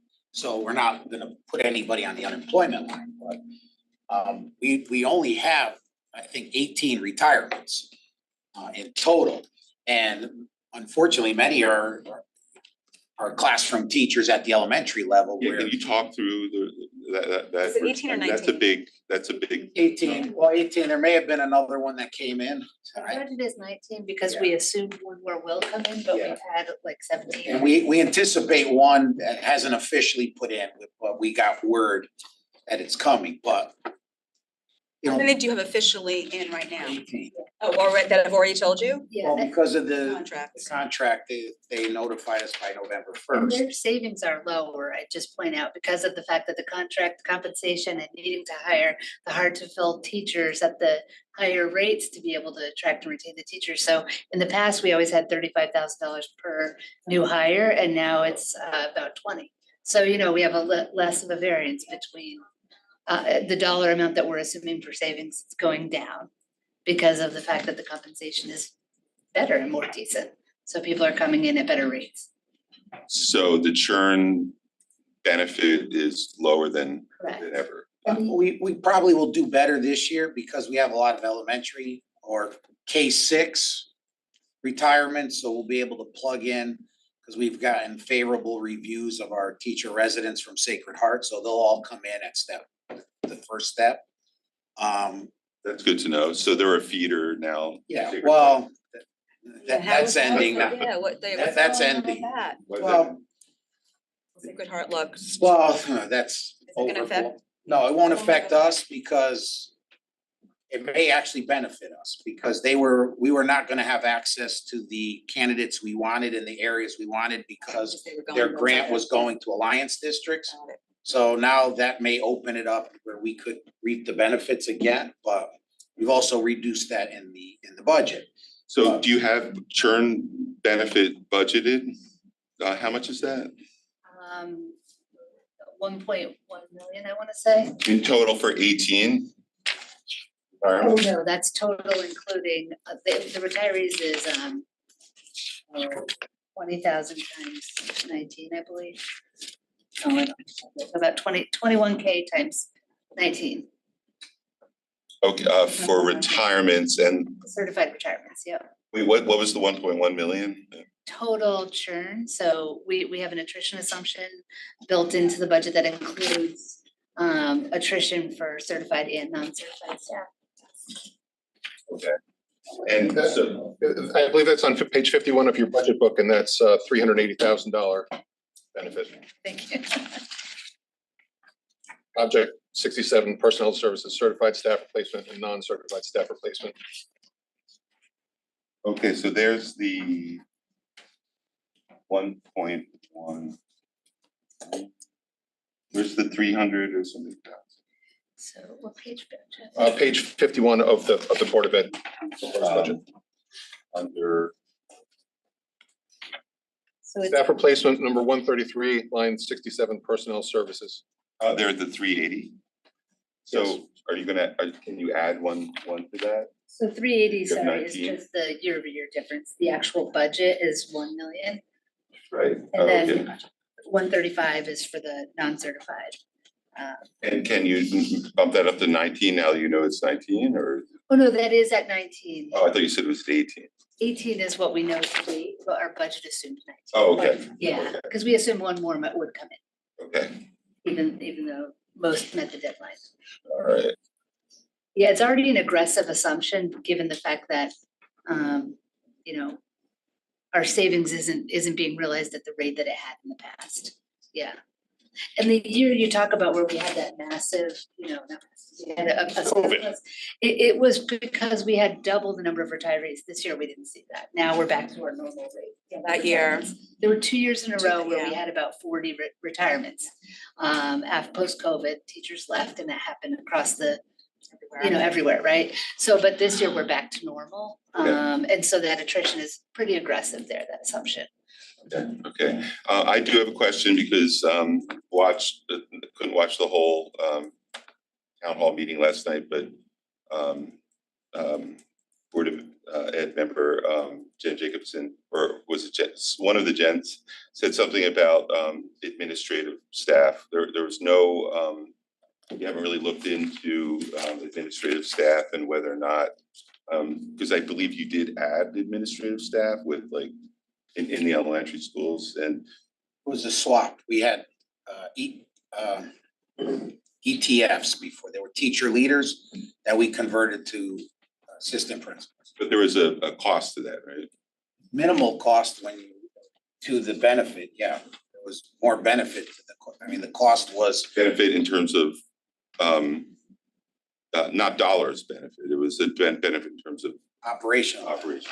I think, wasn't the retention also Retention was attractive in kind of creating a farm team for our? correct. It gives an opportunity now to build our principal pipeline, because everyone was leaving because they had no future. Because it's very difficult to jump from teacher to principal, especially in today's educational leadership realm. But the cost was less than $200,000 for 11 individuals. But we get now an assistant principal rather than a teacher who works on a teacher contract that has no real power and no supervisory responsibilities, because they can't evaluate teachers, they can't do any of that. So the cost benefit to that, and we have less people administratively at central office than when I took over, so there has been reductions to that.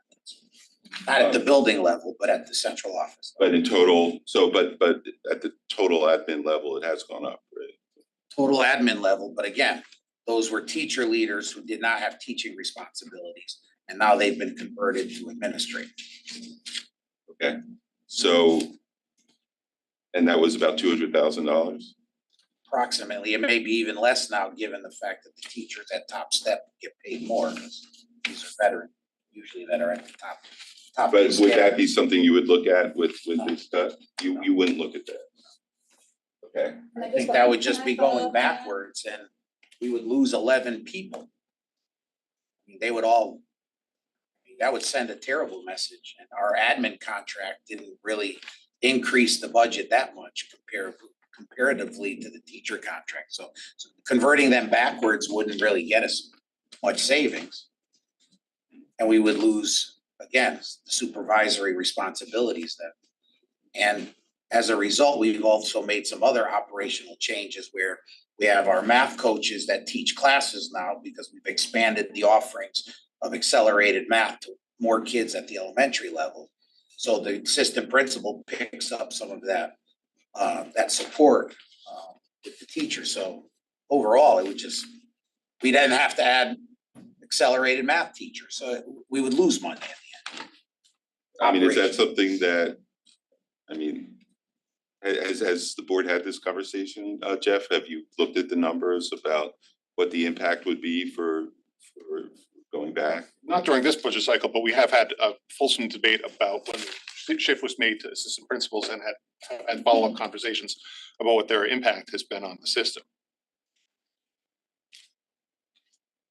There is a disconnect, I'd say, between a high level discussion of, you do this, you're gonna, the kids, you're gonna have to fire teachers, the kids are gonna suffer, versus some of the I mean, I'm not in there with you every day, but there are nuances here, and there's details, and this is a detail that, that if I were faced with this kind of a cut, I would put everything on the table. But I do want to. Well, Bill, it's different to put everything on the table when you're operating and you don't have to operate 17 schools. I mean, putting everything on the table such as what? I mean, again, it'll cost us more in the long run. We could transfer all those people, if they want to stay, to be teacher leaders again, because that's what they were. So that gives us some savings. Now, all those teachers that now have picked up classes to teach our accelerated math in 4th and 5th grade, now we have to hire somebody to do that work at all our schools. So we have to start transporting them like we did previously to 2 locations, which has as we already know with gifted, it'll cost us a couple $100,000. So in the end, it'll be less, there won't be any reduction. If I could add, we also, the superintendent and the board also did cut 7.4 positions in this budget.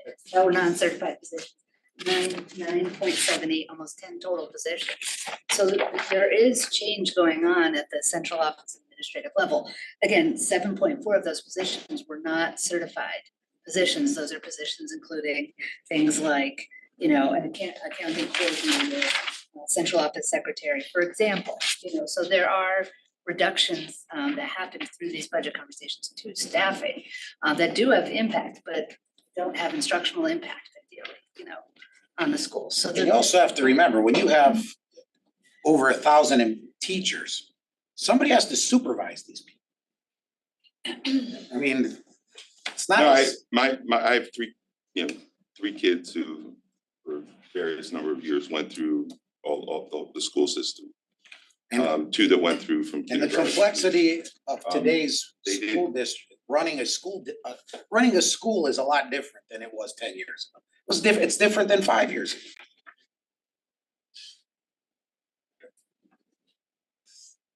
And so there is no going back, sounds like, to that model of, I mean, it sends a poor message to go backwards and say that there's. was No it value. unanimous, do you know, if this decision was, everyone agreed to make this change, or? I think there was broad board support. I think there were some suggestions at the margins, but we all understood what the motivations were and what the long-term goals were. I mean, I actually remember there was not universal agreement on this. There's not What would universal that agreement matter? on a lot of things, but on a majority basis, we advanced the budget that approved them. I know, but what I'm saying With all due is, respect, what does that matter? I mean, that What- there's what- not a unanimous vote from lay people on how best to run a school district? I You think mean the that's, board? well, that's how that's why they hire a superintendent, and you're required to have one by statute. Because lay people shouldn't be running school districts. They should be making decisions based on the roles and responsibilities that are defined for a board of ed. And look, if And they I, did their role right here, they passed the budget. That is the major part of their job, is to pass a budget. if I could say as a layperson and a proud one. I know, No I disrespect. I know where my role is. I'm not an educator. I'm helping provide citizen oversight. And look, you've been on boards for years. You know how this goes. The board speaks with one voice, but before you reach that voice, there's a discussion, right? And so like, I don't, as chair, I want to make sure that, dissenting voices are heard, but in the end, we speak as a board through our votes. And the votes for the assistant principal in budgets and in recent contract, those were positive votes. We could talk about where the dissenters are, but our ethical responsibility as board members is to forward the message put forward by us as a group. So I don't feel comfortable kind of breaking this down. Well, one person said this, one person says, because it's part of the sausage making process. no, of course, and We're I putting in the only, sausage, yeah, I mean, all wrapped up and linked. I don't think of you as a sausage, but I do bring it up because when everything's on the table and when you're in a 7%, 6.7% ask situation, sometimes you gotta take another look at things. And it's hard for me to know when I hear that we've looked at everything, we don't want to impact, the kids, we don't want to get rid of teachers, yet we haven't looked at some things. Like some decisions we made, we are just not going back on those. It's a crisis here. So I appreciate, I did see Mr. Peterson last night that you did bring this up. I've been in our office now twice with you and Mr. Testani, and Courtney came to, Ms. Laborious came to the most recent meeting. And I said, I'm willing to, we talk a lot about structural change. I never understood what the Board of Finance, when they were pounding on this, actually meant, because they have never actually made any proposals about what that meant. I assume they meant closing schools, which is something I'm not willing to do. So what does it mean if you're not going to close a school? And my own due diligence looking at other towns is not every town has has the same functions in the town and the Board of Ed that are redundant. And so you were kind enough to mention that last night. There are opportunities here in the situation that we're in with an ask like this to actually do something different. And I'm willing to do it. And that means, and I hope the Board of Ed is too, because we got to get going if we're going to do it. That means getting together and see where we can share services and see if there are any efficiencies. And like you said, there may not be, but we have not done any of the work yet. So we're going to have to get together as a team and work and see if there are any efficiencies. And I would feel better about voting for putting some money back in the budget if there was a true effort that went on that maybe benefited us next year and the year after and forever afterwards. And if I can speak for the board, we've moved away from that term structural change a long time ago because we found you were may in have these moved discussions. Because it was difficult to wrap any definition around that. I proposed several years ago a top level policy for our business and instructional operations about operational efficiencies. And that's where I've always been more comfortable talking about. And you absolutely have met with us on a couple of occasions in the earlier process of this budget process, talking about where can we find efficiencies, can the town and the board collaborate on these. I am happy to have those discussions. We just got to get going, like, for real. All right. I mean, but I do want to set some expectations, and I mentioned this in our meeting yesterday, that I'm sure the board is going to have a lot of questions about operations that we have obligations that the town doesn't. In terms of privacy and security and things that disruptions would be a big concern.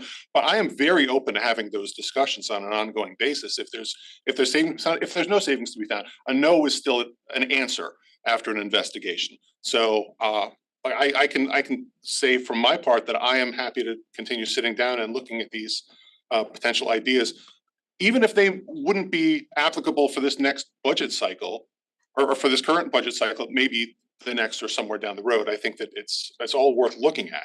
But again, I know that there's some trepidation among board members and that things would need to be fleshed out in great detail, but no one is opposed to the discussion. In this town without trepidation, like, and I've just learned this over the last year. We want to put a sidewalk in and, like, a street, goes crazy. So there's going to be trepidation, and sometimes the only way you can get something done is through a crisis, right? We're still talking, so I want to be clear that exists among our board members, and I'm here to represent that.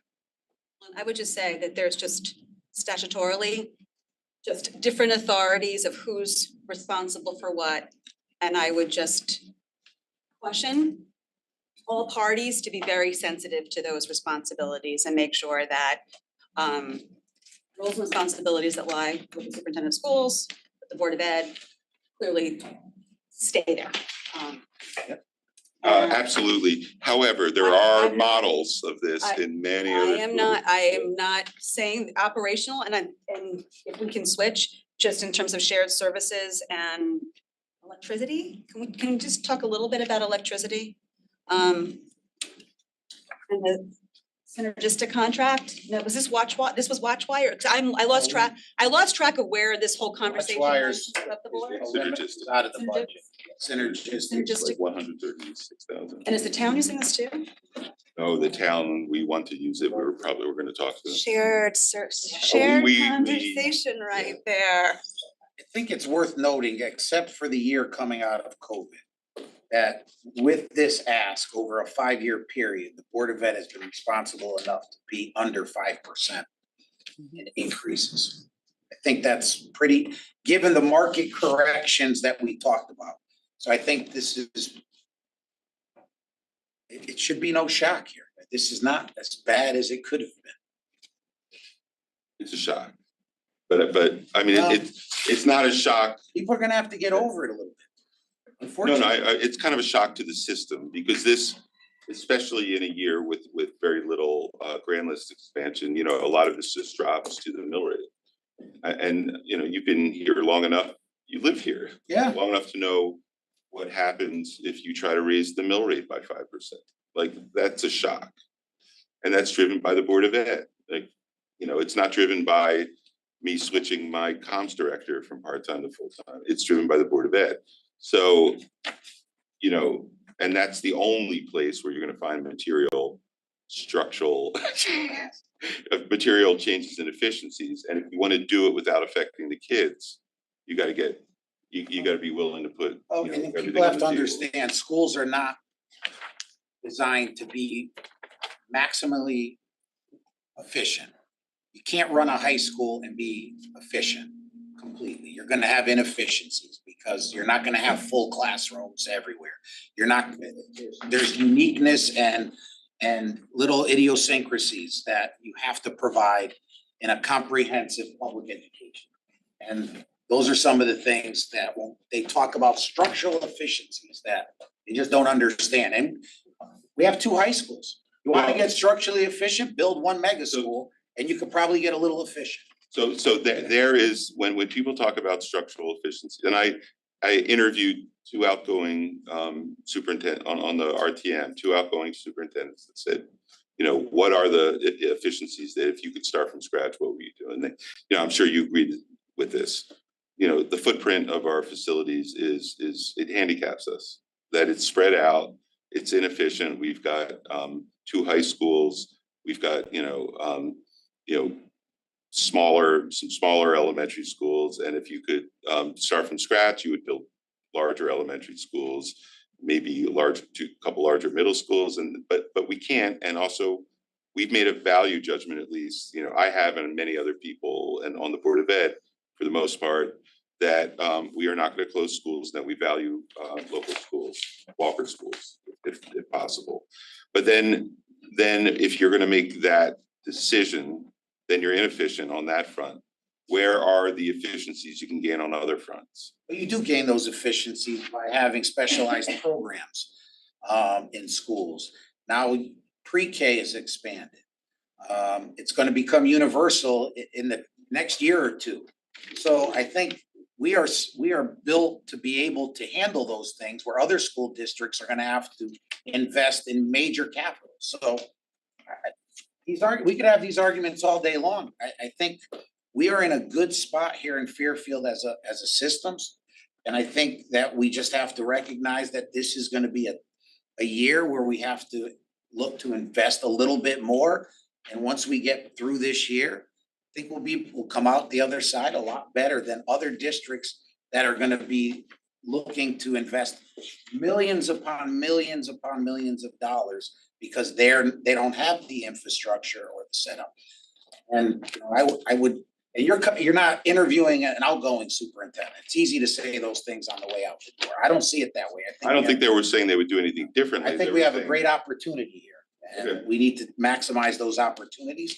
And it's gonna come at an initial cost, but overall, we'll be set up for great success well into the future.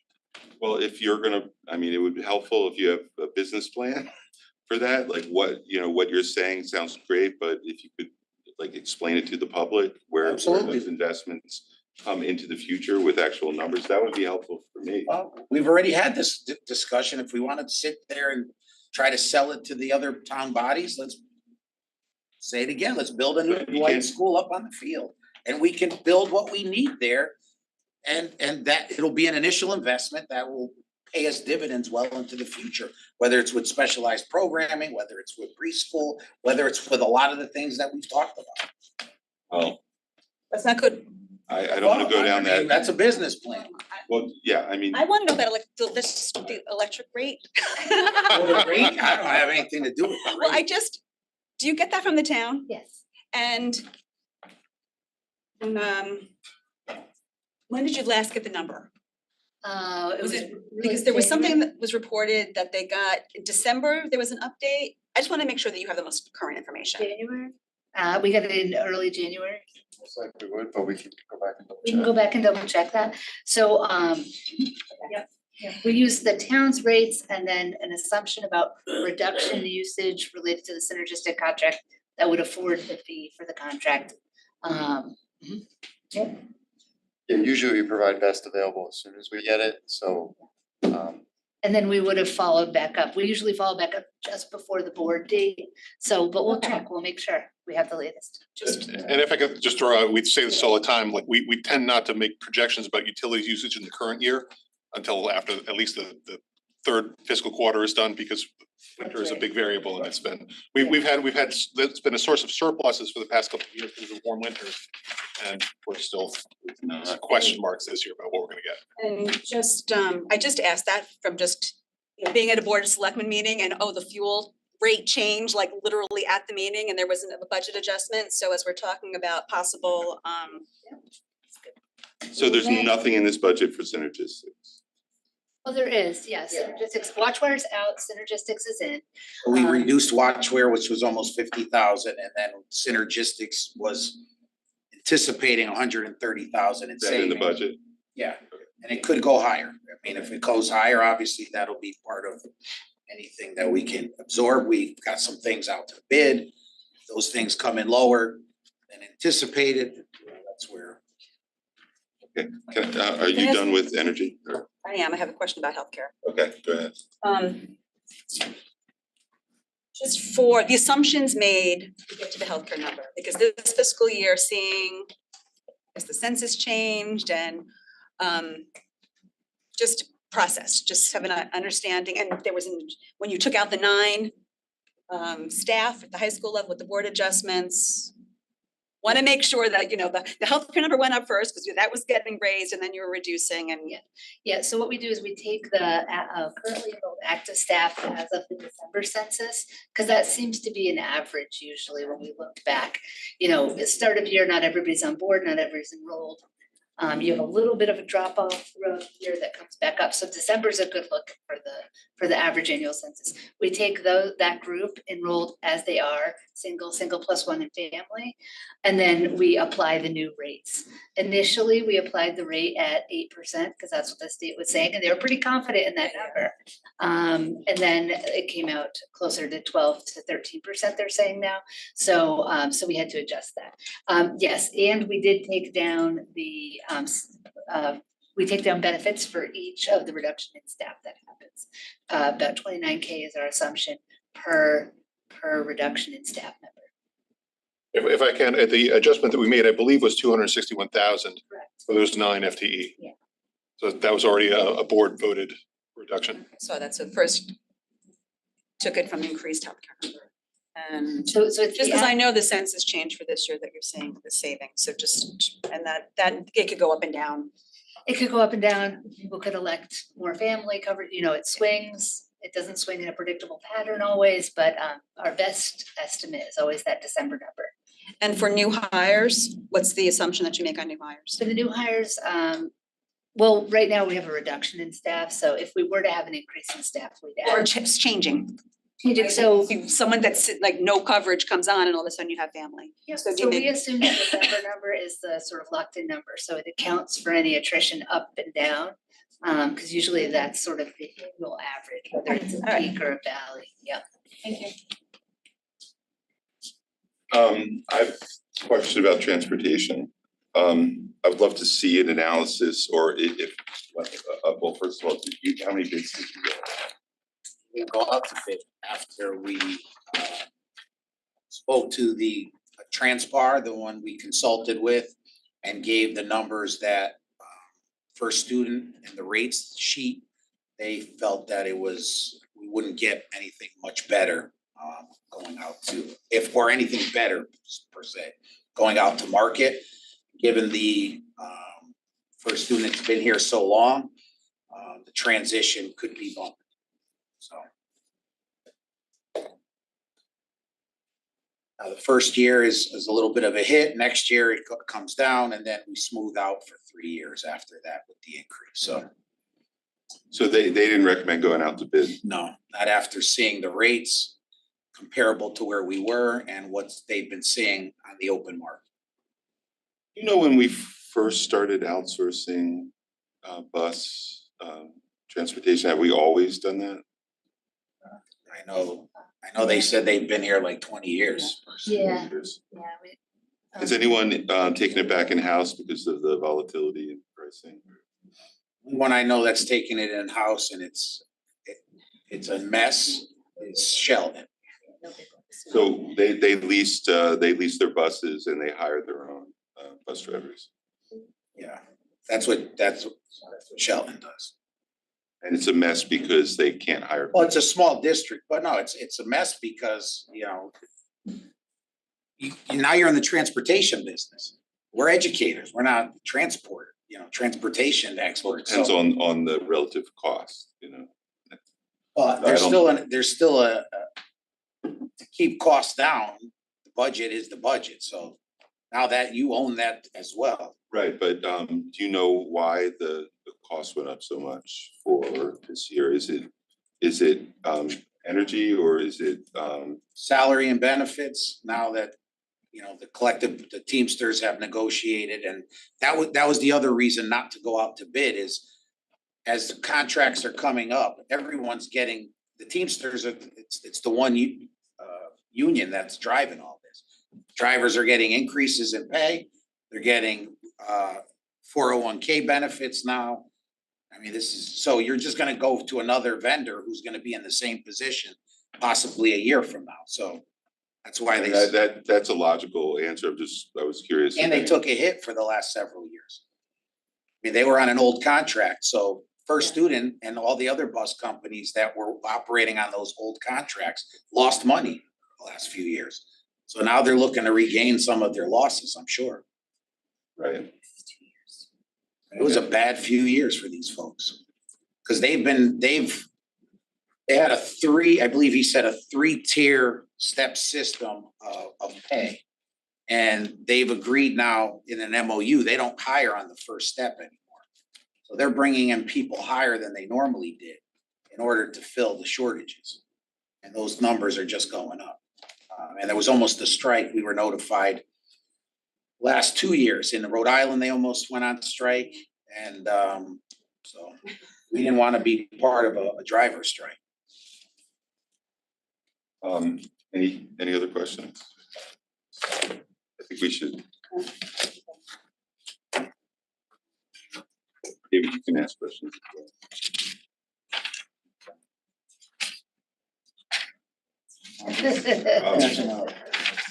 So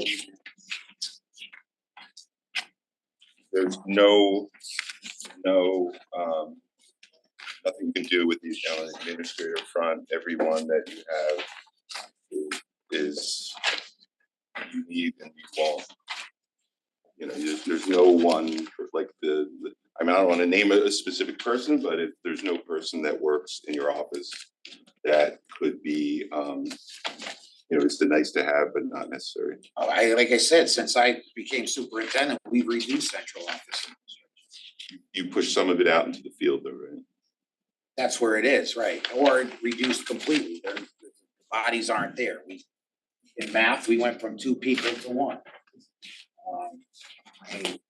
We're trying to be more efficient, and I think we're running the district well with less people, but. And again, the Board of Ed approved budget involves eliminating 1 vacant secretarial position at central office. Okay. The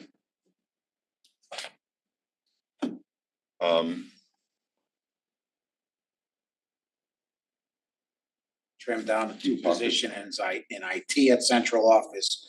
We trimmed down HRs, we trimmed down. We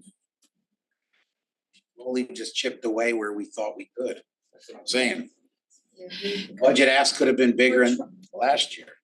For transportation, not having a dedicated transportation director, We trimmed down a transportation director, manager. Right. I mean, any challenges with that? Any rethinking, maybe needing that position, given the challenges we've had with transportation, or? Nope. There was, we would. That it wasn't a good move, but so far it's been working well. Really nice job. Everyone pitched in. Good job. all right. So far, the only things that I see as possible, you know, kind of obvious things. One would be the special ed cost reimbursement for this year, which we may know within the next 2 days, right? I don't know what the I think they're legislators. voting today, tomorrow. Last night. But they voted last night. Monday night? Yeah. Well, the House voted, the Senate had to vote, but I believe it's going to pass. And then the governor is going to have to agree to it, right? So that for us, I think that's close to 470,000. I was told 426, but I don't know. Oh, maybe it's changed. Yeah, I don't know. That's an allocation. One of our state reps told me they thought it was I'm sorry, what? That would bring the impact number closer to 3.5. this year. That's a guess, that's correct. Right now, the impact is 3.95, right?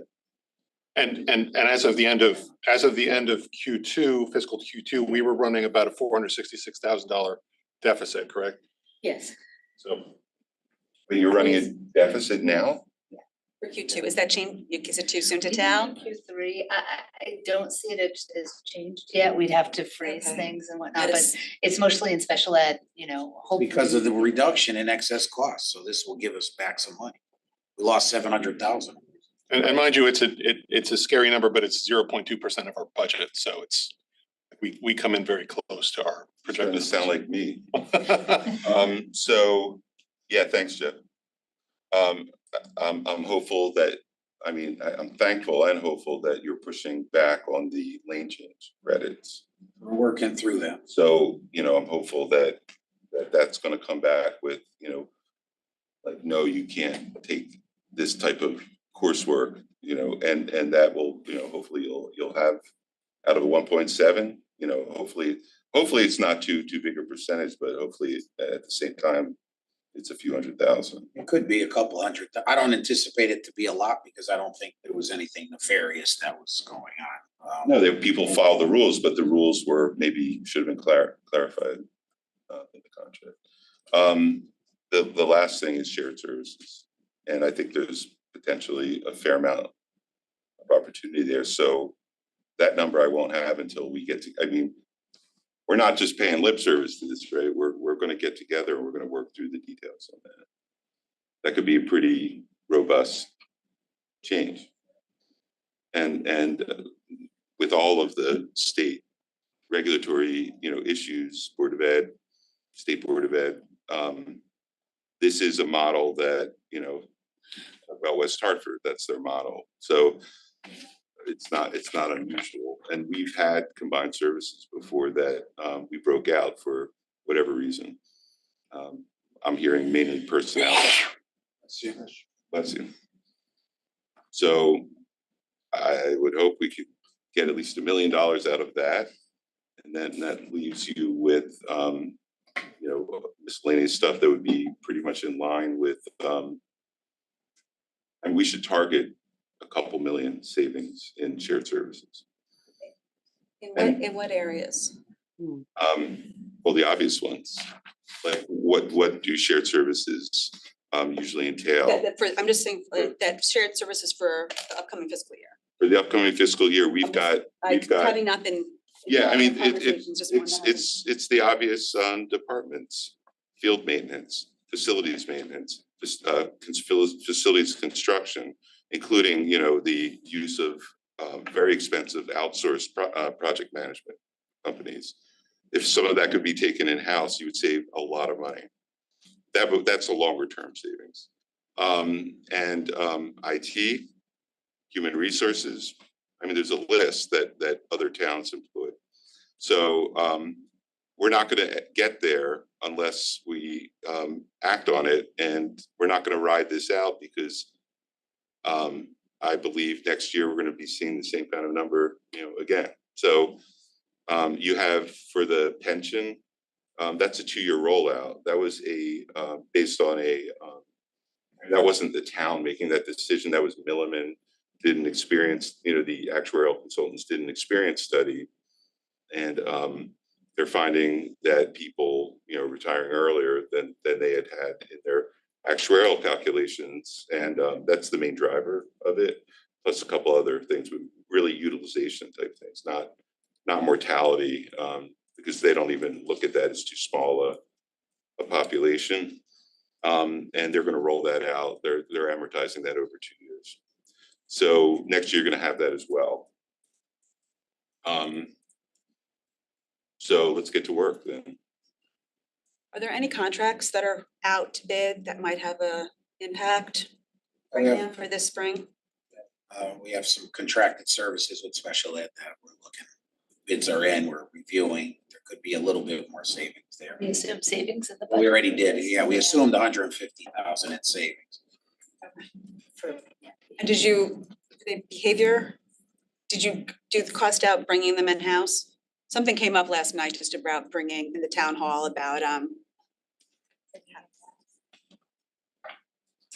like bringing, hiring, just having staff, not having them as, yeah. It was a full-time behavioral specialist. Oh. It was a parent suggested. Yeah. But again, as a longer term savings rather than a. Yeah, just building capacity in district for behavior therapists, and we're contracting those services out right now. I'll have to take a look Yeah, at what just, was said. I mean, sometimes yeah. people make assumptions that. Well, and just trying to think of what's still kind of out there in the next few months, how things, how the landscape might change, both with where we are in this fiscal year and any open contracts. All right, and I just want to say one thing about LifeBridge. Do you know LifeBridge? Mhm. The LifeBridge is located on our campus. there. Met with them. I'm not sure anyone's ever met with them before. They seemed surprised that we had them come in and present to us as part of, we We met do. with them back in the fall. Yeah, and I think you're like the first superintendent that ever met with them. They provide, counseling services. What they have LCSWs, they have psychiatrists for referral for medications. They have capacity for 7 LCSW, for 7 counselors on site. They dropped it to 3 because no one was taking advantage of it. It's free if you don't have money. They take Husky and they will take your insurance. And it's mind-boggling to me that we didn't know the resources there. And to the extent that the school district, because we all know people that can't get their kids into, psychologists, they get on waiting lists, and there's very little coverage from insurance companies.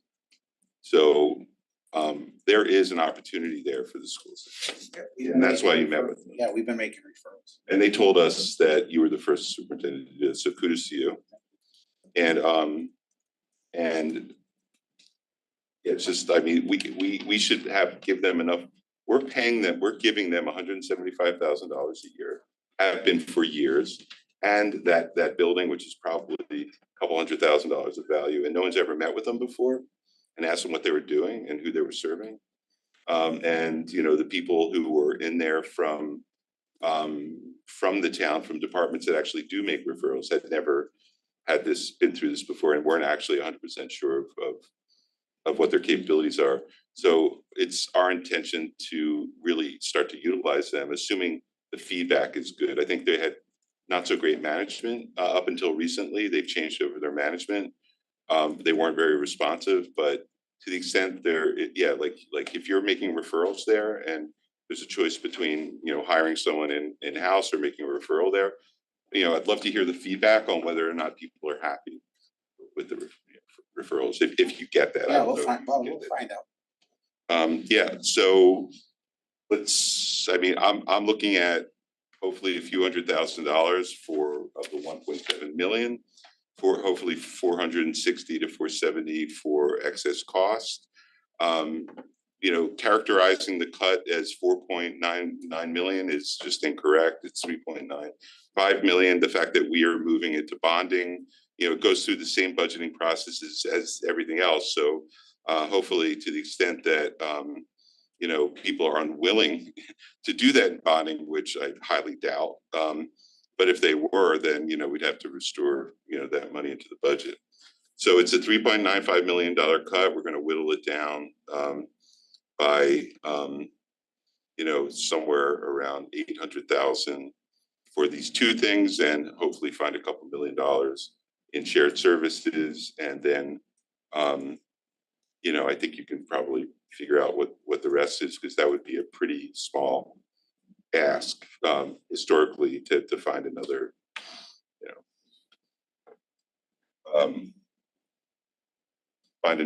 less than $1 million.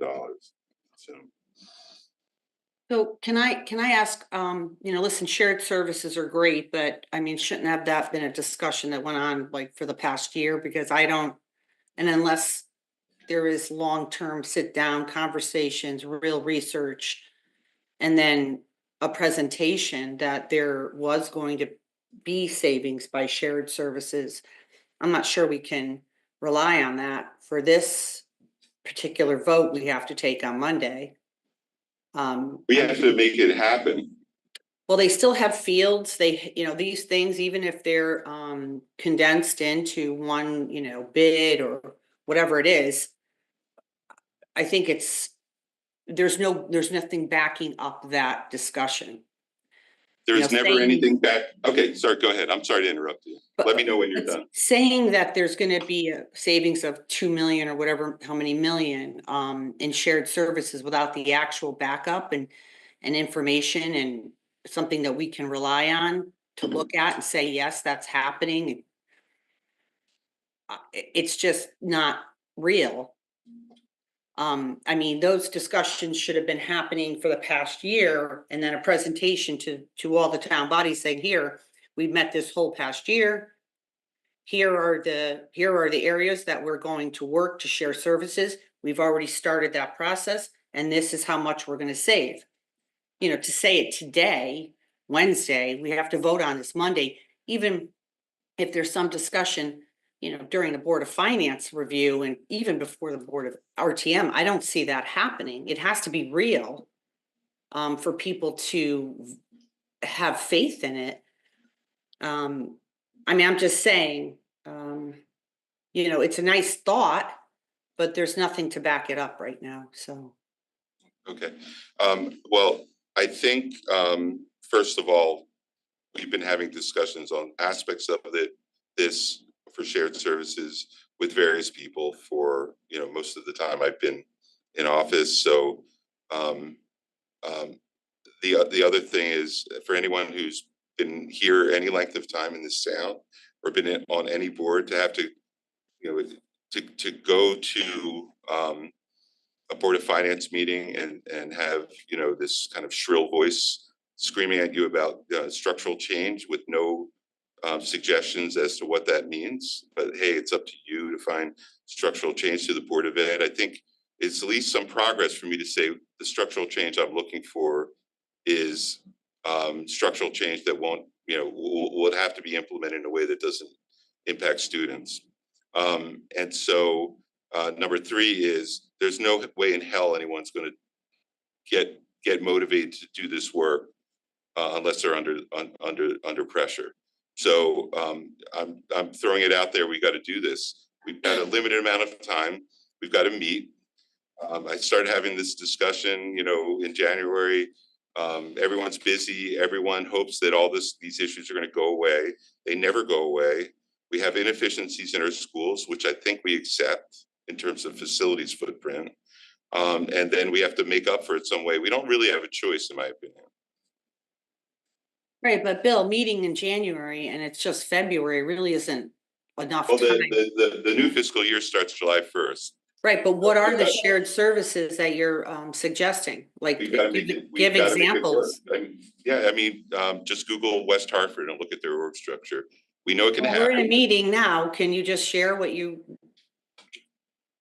Yeah, we're in a meeting now, so I think we can. What shared services? We can combine a number of our support departments that we have an incredibly inefficient structure in place that's evolved and gotten actually worse over the years for the wrong reasons.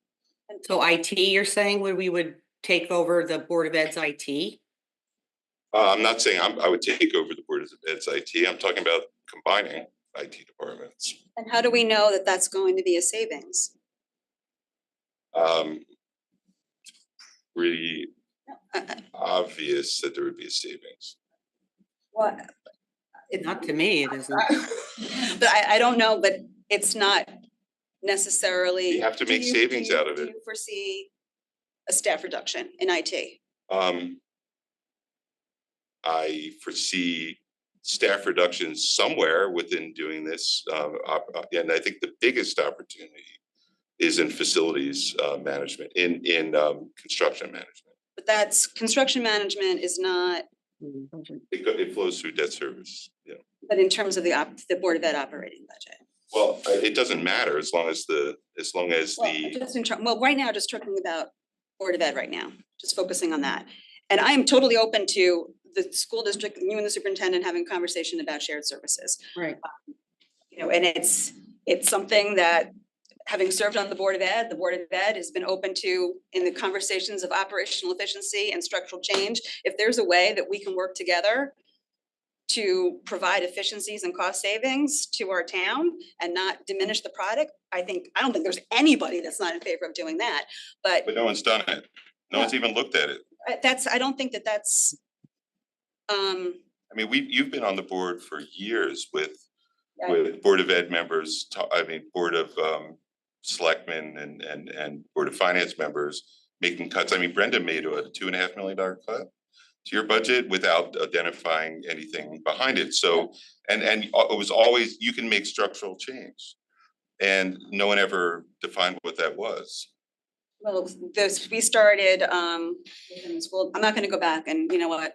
We've I been. don't wanna litigate Go that. back, All I wanna say okay, is, go back I'm and discuss- identifying something that past first selectmen would not have been willing to do because they typically like they want their fiefdoms, right? But I'm saying I'm willing to give up Yeah. my fiefdom in any way that's positive for the town. And I just am trying to have an idea of, if we're going to be identifying $1 million right now, and this structural change is going to be impacting the Board of Ed and potentially other town departments, I'm just trying to have an understanding of what that might look like. So we In can, we terms should then, of, yeah, I mean, it's, Voting, I'm obvious. gonna be voting on Monday, Yeah. and just want to have as much data as possible to make an informed vote.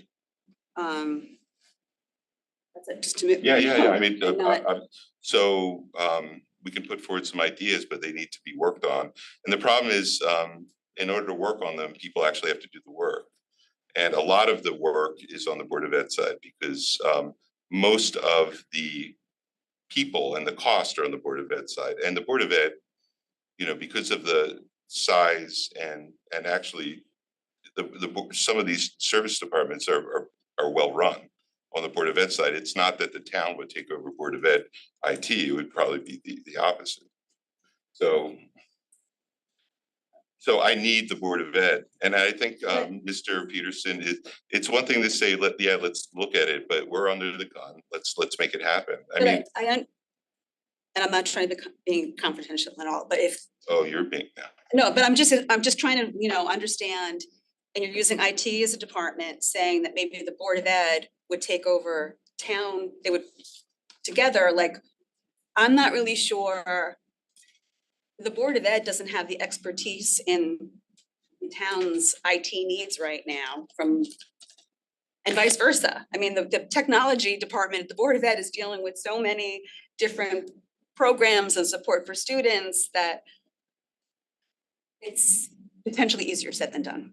So I would be just, Potentially, but it's definitely doable. I mean. and it's doable, but I don't feel comfortable right now assuming that there's going to be a significant cost savings in doing so. Yeah. And if there is, I would foresee it being, do you foresee it being a technology Not each- drive, no, that's- technology would be a small piece of it. Facilities, custodial, human resources. I mean, there are a lot of shared services that we should But combine. Because like right now, we outsource custodial for town buildings. Right, So we're not gonna outsource custodial service for schools in clearly terms the of, schools have a much larger footprint. and with children in the building, you need to have a custodian in the building. And these kind of things are just like in terms of And like, field maintenance, and we Well- have people waving at each other as. well, yeah, I mean, something like that, I would say, But we haven't done it though. If I could, because on that specific one, because we have for a year now, we have had some light conversations, we certainly, in the beginning mentioned it, it certainly has picked up in the last month or so with everything going on. But that's an example right there.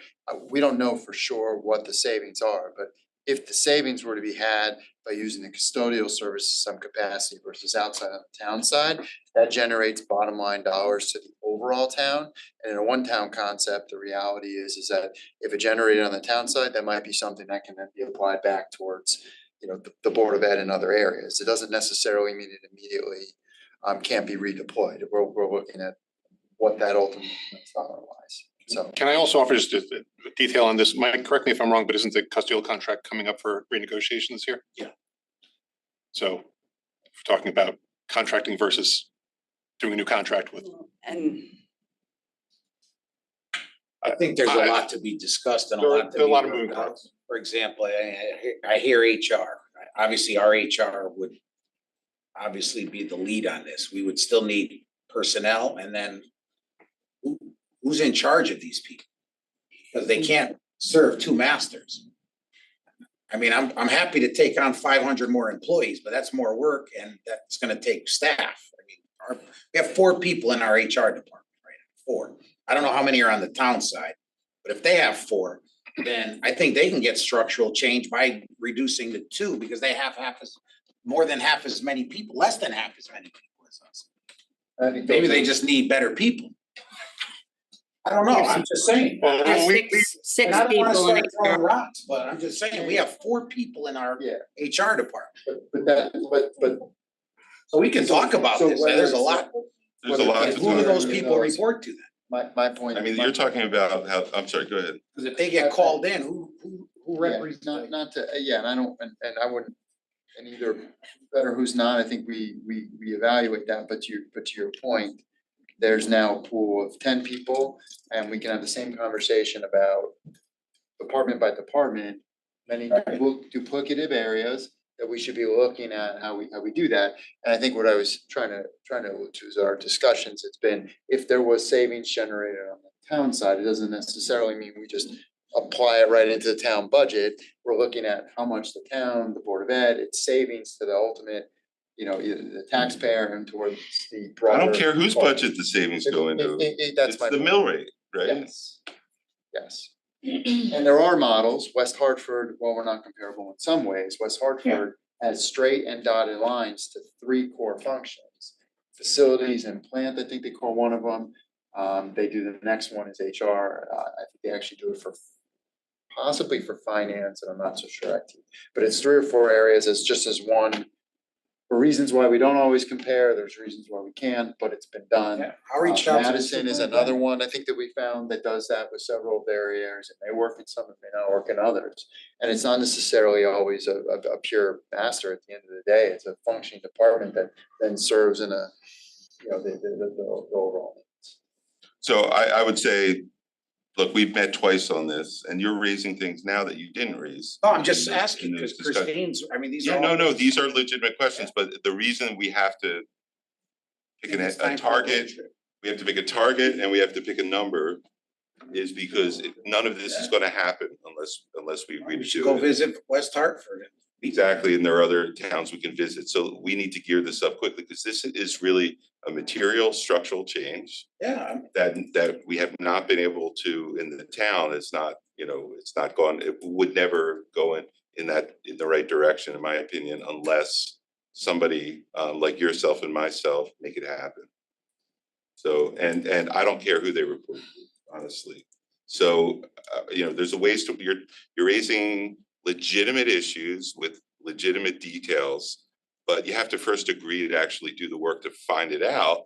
And unfortunately, unless there's a crisis, which there is this year, because a 6.7% increase is a crisis, biggest increase in 20 years.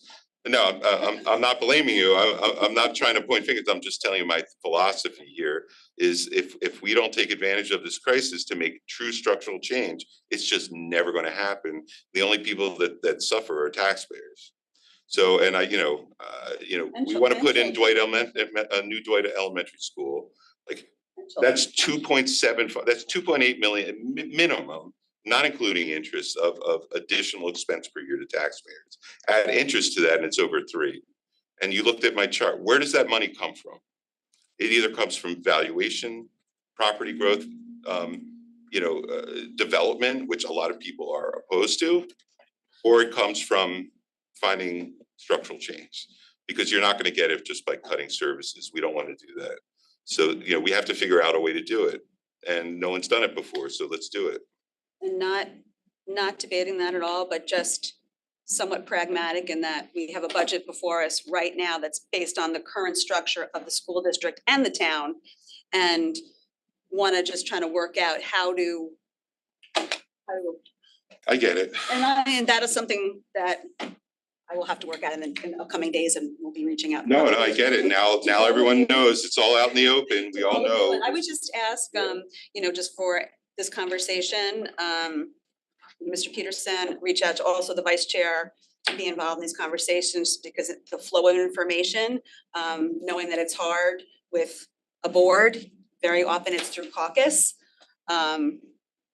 Some of my questions right now is just the inability of our 3-person board that Ms. Kupchak and I couldn't necessarily be involved in some of these conversations. So appreciate discussion, just to have a little more color of discussions that have gone on to date about this. And It's been mostly on, on facilities, on, construction management facilities and which I understand that, but that's somewhat separate in that it comes through the debt service, but day-to-day operations, that's somewhat of a different beast. Yeah. But we know it's possible. We know other towns do it. We know many towns do it. And we also know it's difficult to get done once people are settled in their ways. So, if we sit around a table and point out all the reasons that it's difficult, we're never going to do it. So, we should, Not pointing reasons of difficult, just want to have the information I need to vote on Monday. I'm not. That's it. And right I now, didn't mean it in that way. I'm not. What I meant is, if we sit around a table and point out all of the reasons why it's difficult. I think that everyone's in agreement that they're open to having the discussion and trying to find some savings and being Thank you. more efficient and effective for everyone's benefit. Right. And I have no more questions about the Board of Ed budget at this time. It's getting to be lunchtime. I'm sure that if we could just, Past lunchtime. I know, but we still have, they have to report on prior. Can I just jump in? I've been pretty quiet, but listen, everybody is for savings. Everybody is interested, town and education administration interested in working to find structural changes, to make moves that help save the overall budget. And yes, it's something my administration worked on with purchasing and helping the Board of Ed look at buying things or going out to bid on things that hadn't gone out to bid in a long time, was able to realize $1.5 million in savings just on that. But to just kind of throw, kind of spaghetti at the wall here on Wednesday that, maybe we can share IT. And to Christine's point, I don't know how that works. How we share, if we potentially share an HR department, these are contractual departments. The Board of Ed has far more employees than the town does and happens to do it with less staff. Fields, custodians, all of these things, these are great, sort of big picture discussions, but they're not tangible. They're not in writing. It's not anything that I think I nor Christine can say, oh, okay, we're going to come back on Monday and you're going to say, oh, yes, we're going to save $2 million and here's exactly how. And we have the plans to do it by July 1st. Those are big, hard work, multiple months, even, a whole year of meetings, negotiations, looking at costing out things. It's not something you can base a budget decision on, not for me anyway. So, I think that superintendent and the Board of Ed has said they are willing to have these discussions, but it's got to be more than a couple meetings. Oh, it's going to be a lot of meetings. It's got to be a lot of meetings. And frankly, I don't know that that's going to get done. I know it's not going to get done before Monday. I don't know that it's going to get, and I'm going to base my vote on what's real and not what someone says it might happen. And I think the Board of Finance, I don't think it'll be done before they're set to vote. So listen, these are things that we can attribute to. And if people agree, if the school district agrees and the town agrees to work over the next year, and then you come back for the next year's budget and say, here's where our combined services are gonna be. This is how much money we're gonna save. People can have real faith in that process. But I don't see how we get that. Well, I don't think that's completely fair, Brenda, but should I give you the last word, or can I just remind you did cut the budget? It's not I did, but the Board of Finance put it all back, Yeah, Bill. but you did make the cut with no ideas behind No, I it. made a cut after finding the school district 1.5 million in savings.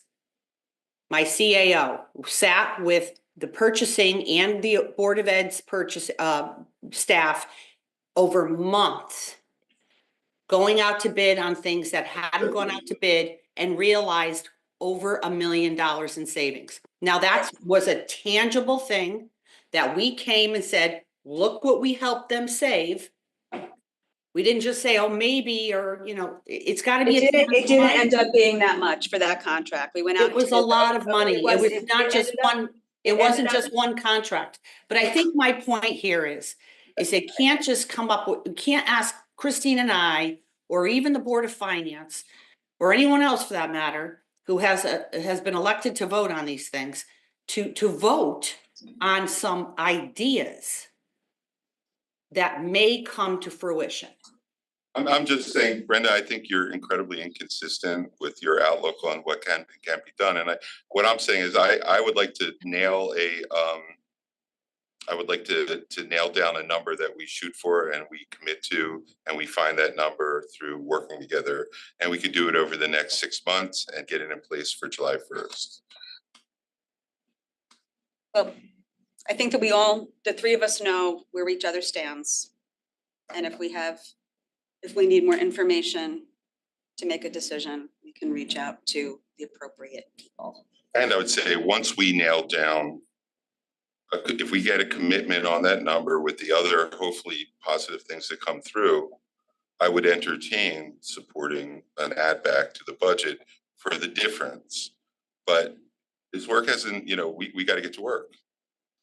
But we need to commit to a number for shared services. So that's my ask. And I prefer not to do what you did, Brenda, which was 2.5 million with nothing behind it. I would prefer to say, this is how I would like to get there. With that. Well, show it to us, Bill. We're all I would ears. like to get there with shared services and adding back the excess costs that I believe we're going to get.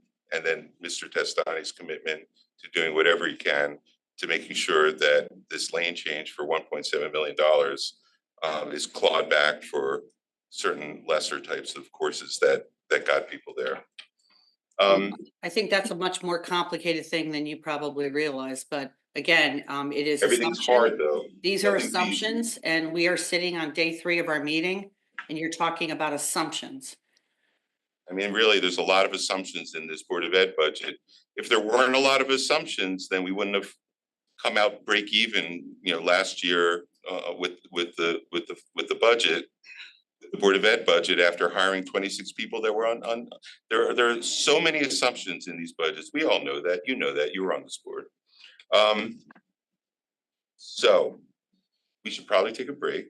Well, could we just do private school transportation? Yeah, so that you can. Ms. But I don't think Fast. we have. Do you want to talk to that? If you want me to, I can. It's fast usually, right? This way, because we don't need you after that. I don't think. Oh, we're gonna have public comment. So before we wrap up with the schools, how many people want to make public comment? Raise your hand, because I want to make sure that I got you, Lauren. Anyone else gonna make public comment? Anyone online gonna make public comment? David, Greg, Nina? Greg's gonna make public comment. So we don't have a lot of people, so I think what, five minutes per should be fine. I think, You okay with 5 minutes? I feel like that's too much. Just. Well, we only have 2 people, Well, keeping in line with other boards usually do 3 minutes. usually 3, but let's give, there's only 2 Give them a people. couple, okay, Yeah. okay. Wow, you're strict. Kind of like it. All right, I'm let's do. very public much like trying to be consistent across all boards. I am, Yeah, but people have been sitting here listening. I'm much kinder than I say to the kindest person I've ever met in my life. But next to my wife, but she's kind too. Let's go with public school, private school transportation. Okay, so not much has changed. So if you recall, last year we added 2 tier 2 buses. I think that was it, yeah, and this year between 23-24 to 24-25, it stayed the same, and we're proposing stay the same again next year based on the configuration of the routes and the needs of the students. The original data that we provided to the town was 1.35 million with the 4% rate increase. However, with the new news, we would suggest a 1.613 budget for transportation, so that's the 25% rate increase. So I think that was accounted for in the budget, I would hope so, but yeah, that's basically the same configuration of runs. And the gasoline with the rates that we talked about, and there is potential savings there with the red gas, I don't know, we spoke about last night, so municipalities have an opportunity to take a tax break advantage if they use red gas, so Adam is working on looking into that. One of our new staff members reminded us about that, and we're not doing that now, so that's a potential cost savings on the tax. The school systems that have done that, do you know what sort of savings they were looking at? The total tax, so whatever the, our diesel and gas is, how much here? Well, So Yeah. Mhm. Adam's looking at that, purchasing is looking at that. And also speaking with, because that would be impactful for that, any change like that could be impactful townwide.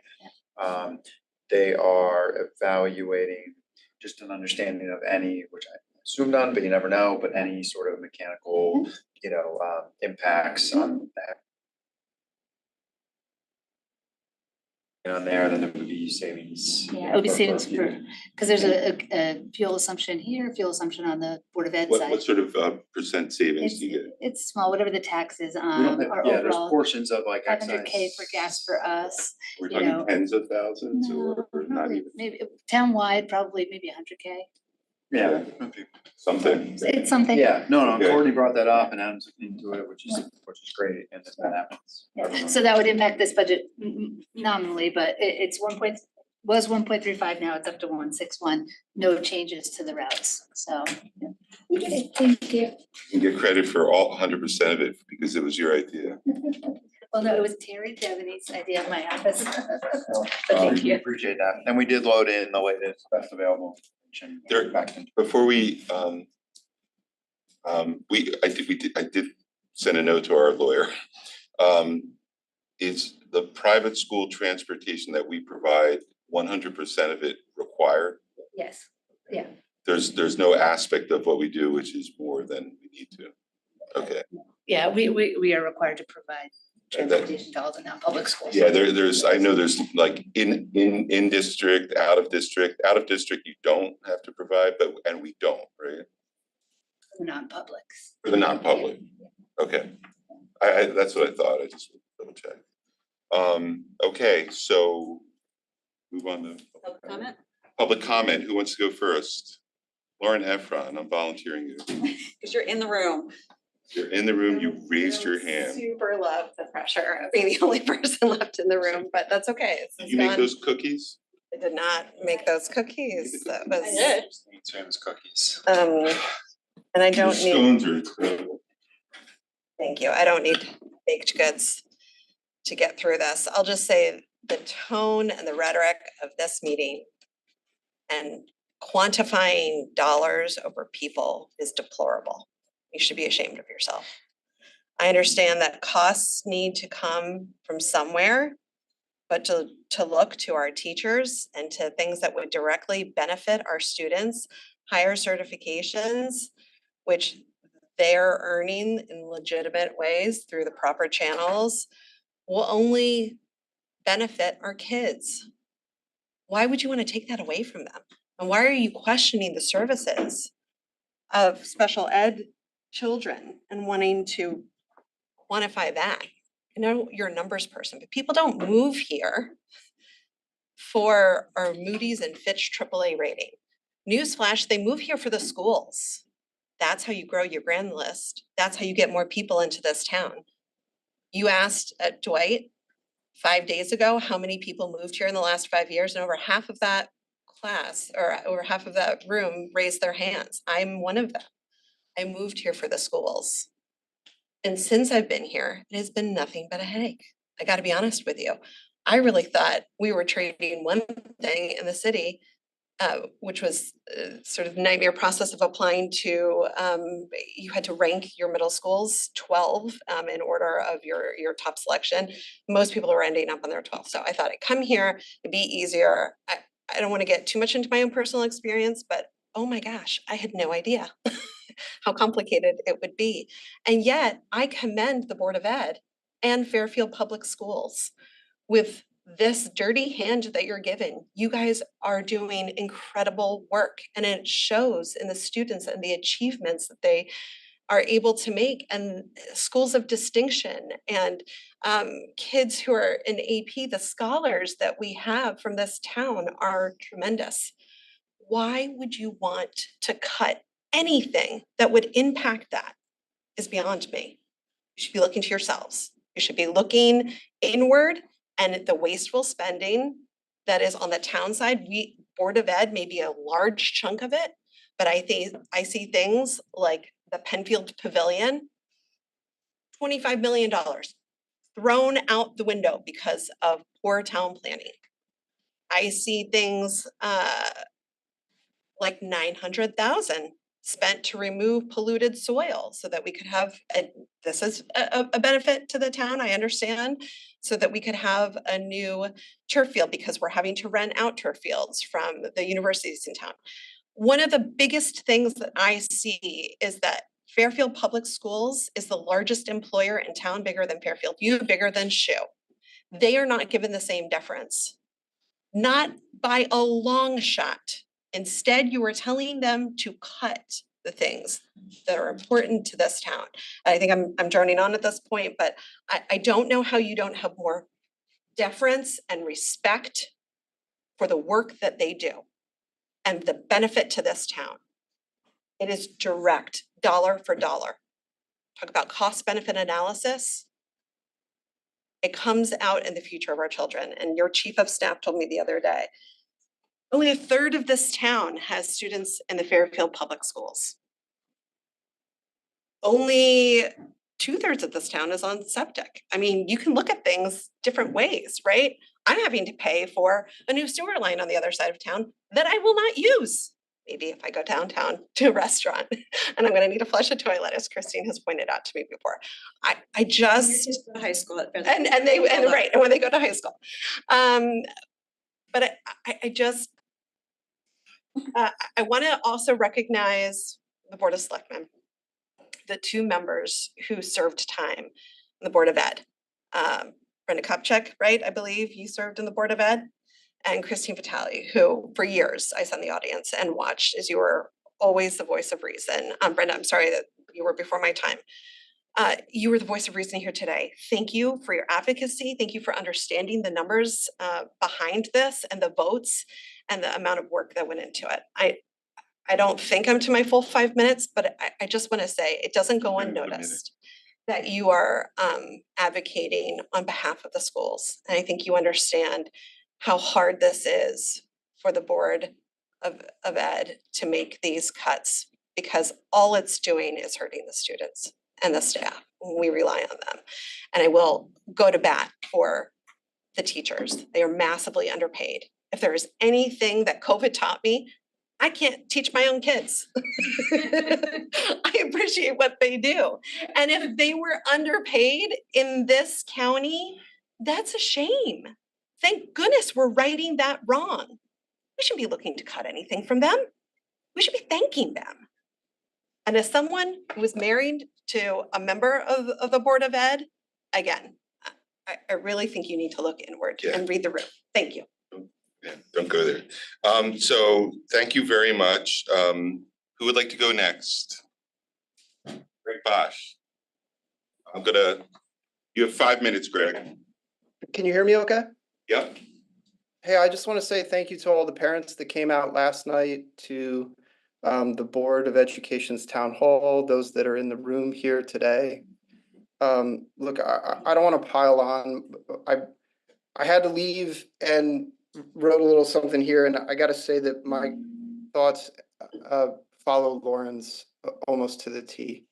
Some time ago, when it was stated that teachers were taking advantage and that the town was, quote, being ripped off, I recognized that many were uncomfortable with the conversation and wanting to move on because of concerns related to union negotiations and collective bargaining.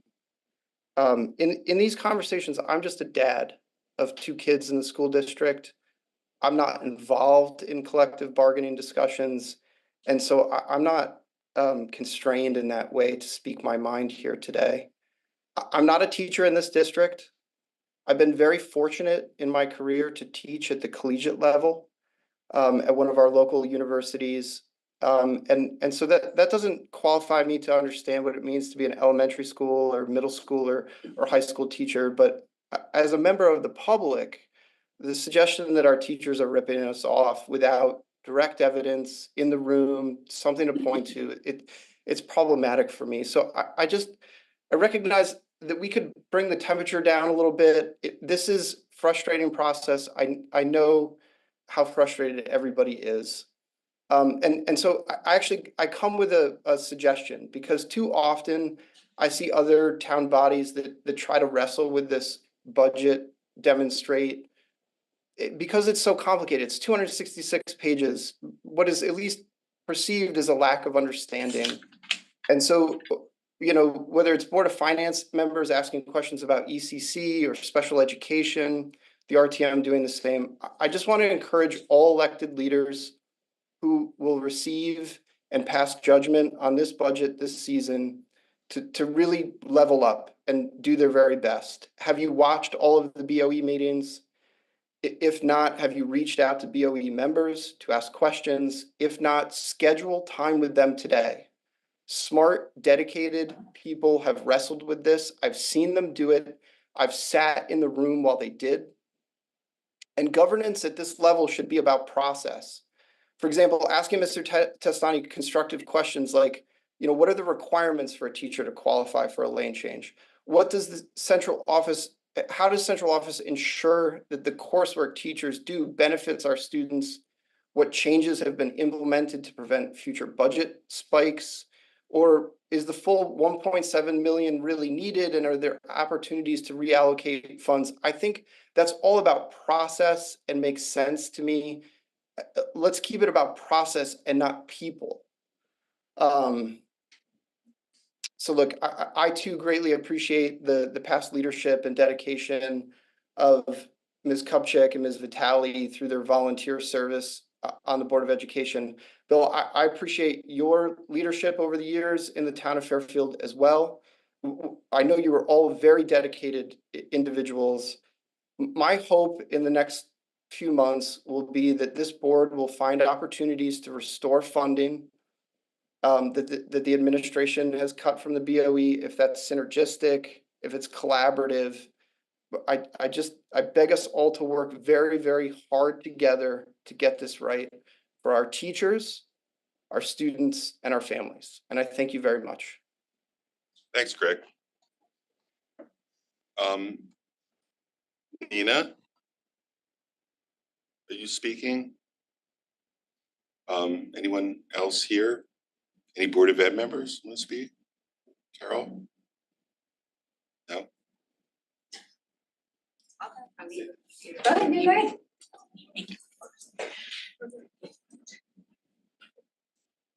Hi there, Katie Flynn.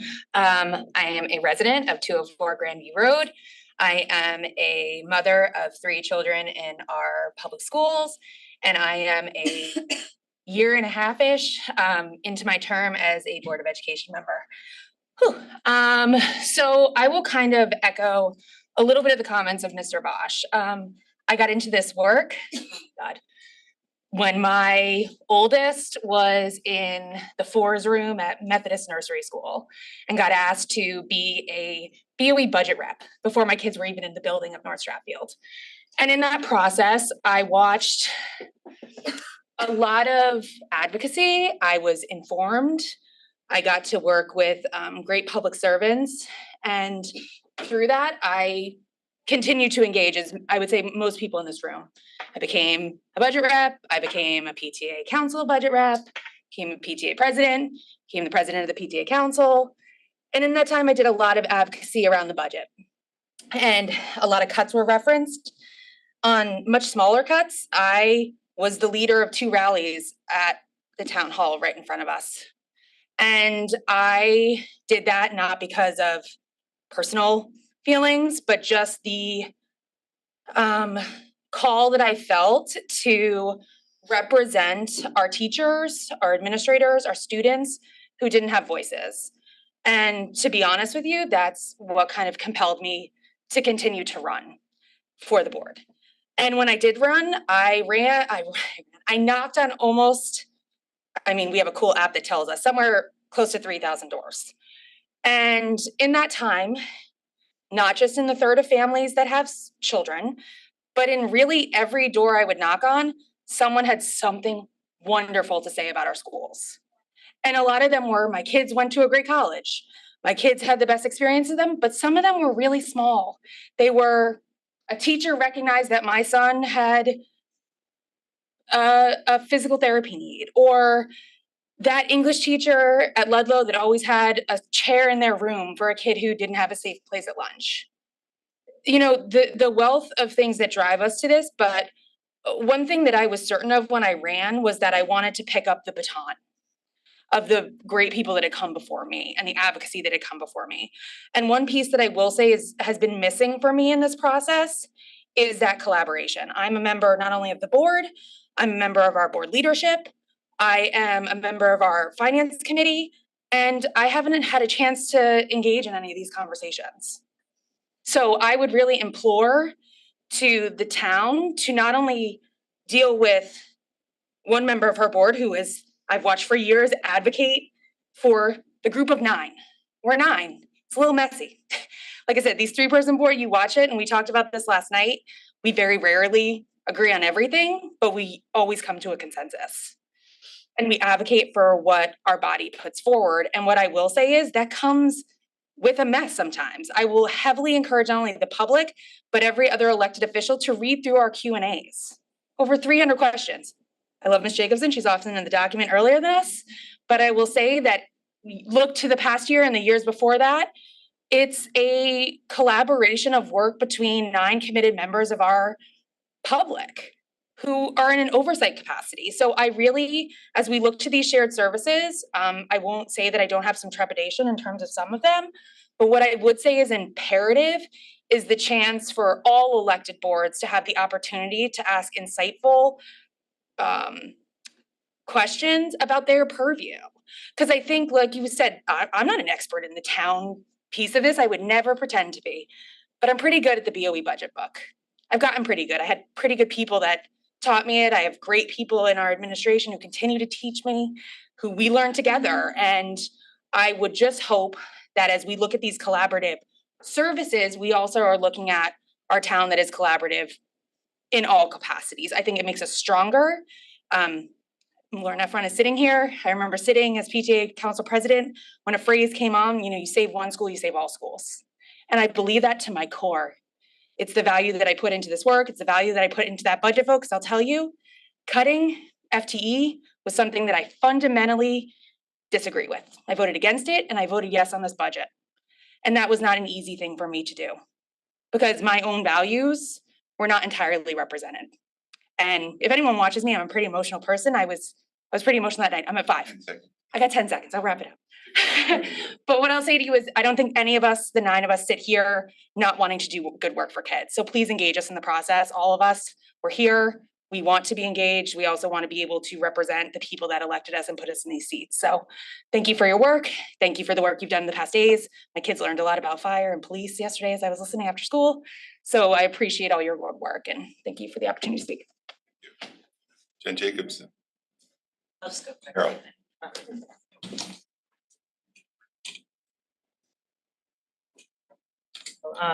Thanks for this opportunity. I think just the one part of this that I wanted to sort of clarify is that through these discussions, which I've been a very minimal part of as vice chair, it seemed that like a month and a half ago when we met, the conclusion that that group came to was that in fact there was not enough time to address these synergies for this budget season. So this was a very large surprise to me to hear that last night, in fact, those conversations were continuing. I also thought it was surprising that we didn't have any conversations between. So like, yes, we're interested in moving forward with this, but let's be reasonable about it. So, and please, let's include additional members of our board in these conversations. So, thank you. Thank you. Jen Jacobson. I'm like forcing people to speak. Okay, yeah. We're okay with speaking. Yeah. Thank you. Thank you for the opportunity to speak. I'll be brief as our chair and superintendent already went through our presentation. I feel like today's conversation represented that there was not actually a whole lot of conversation about our budget. That there wasn't a lot of questions, maybe a couple questions here and there, which means that we probably put together a really tight budget. The fact that we had to add $2.8 million before we got to our reductions is really the issue here. We know that Fairfield Public Schools cannot absorb a $7 million reduction. It cannot happen. We've already done 2.5. All for looking at areas that we might be able to save, but I want, for me personally, if that's happening for next year, that should involve no people. Like, let's see if we can get the grass cut correctly together first, or the snow plowed correctly together first, before we start involving cybersecurity and or our staff in that. That's my 2 cents on that. But I will say this, I did not vote for it. However, as Mr. Peterson stated, we advocate for the Board of Education budget after it's passed as a unit. I will do that here today. I was already concerned about the FTEs that have been cut already. I have concerns on how that impacts what we do for kids in a classroom. So I would implore this board to consider eliminating this reduction at this point, or at least reducing it for us so that the pain that we have to inflict upon our schools is minimized, if at all. Thank you very much. Thank you. Anyone else? Seeing none, we're going, Mick, do you want to speak? I'm not seeing anyone who wants to.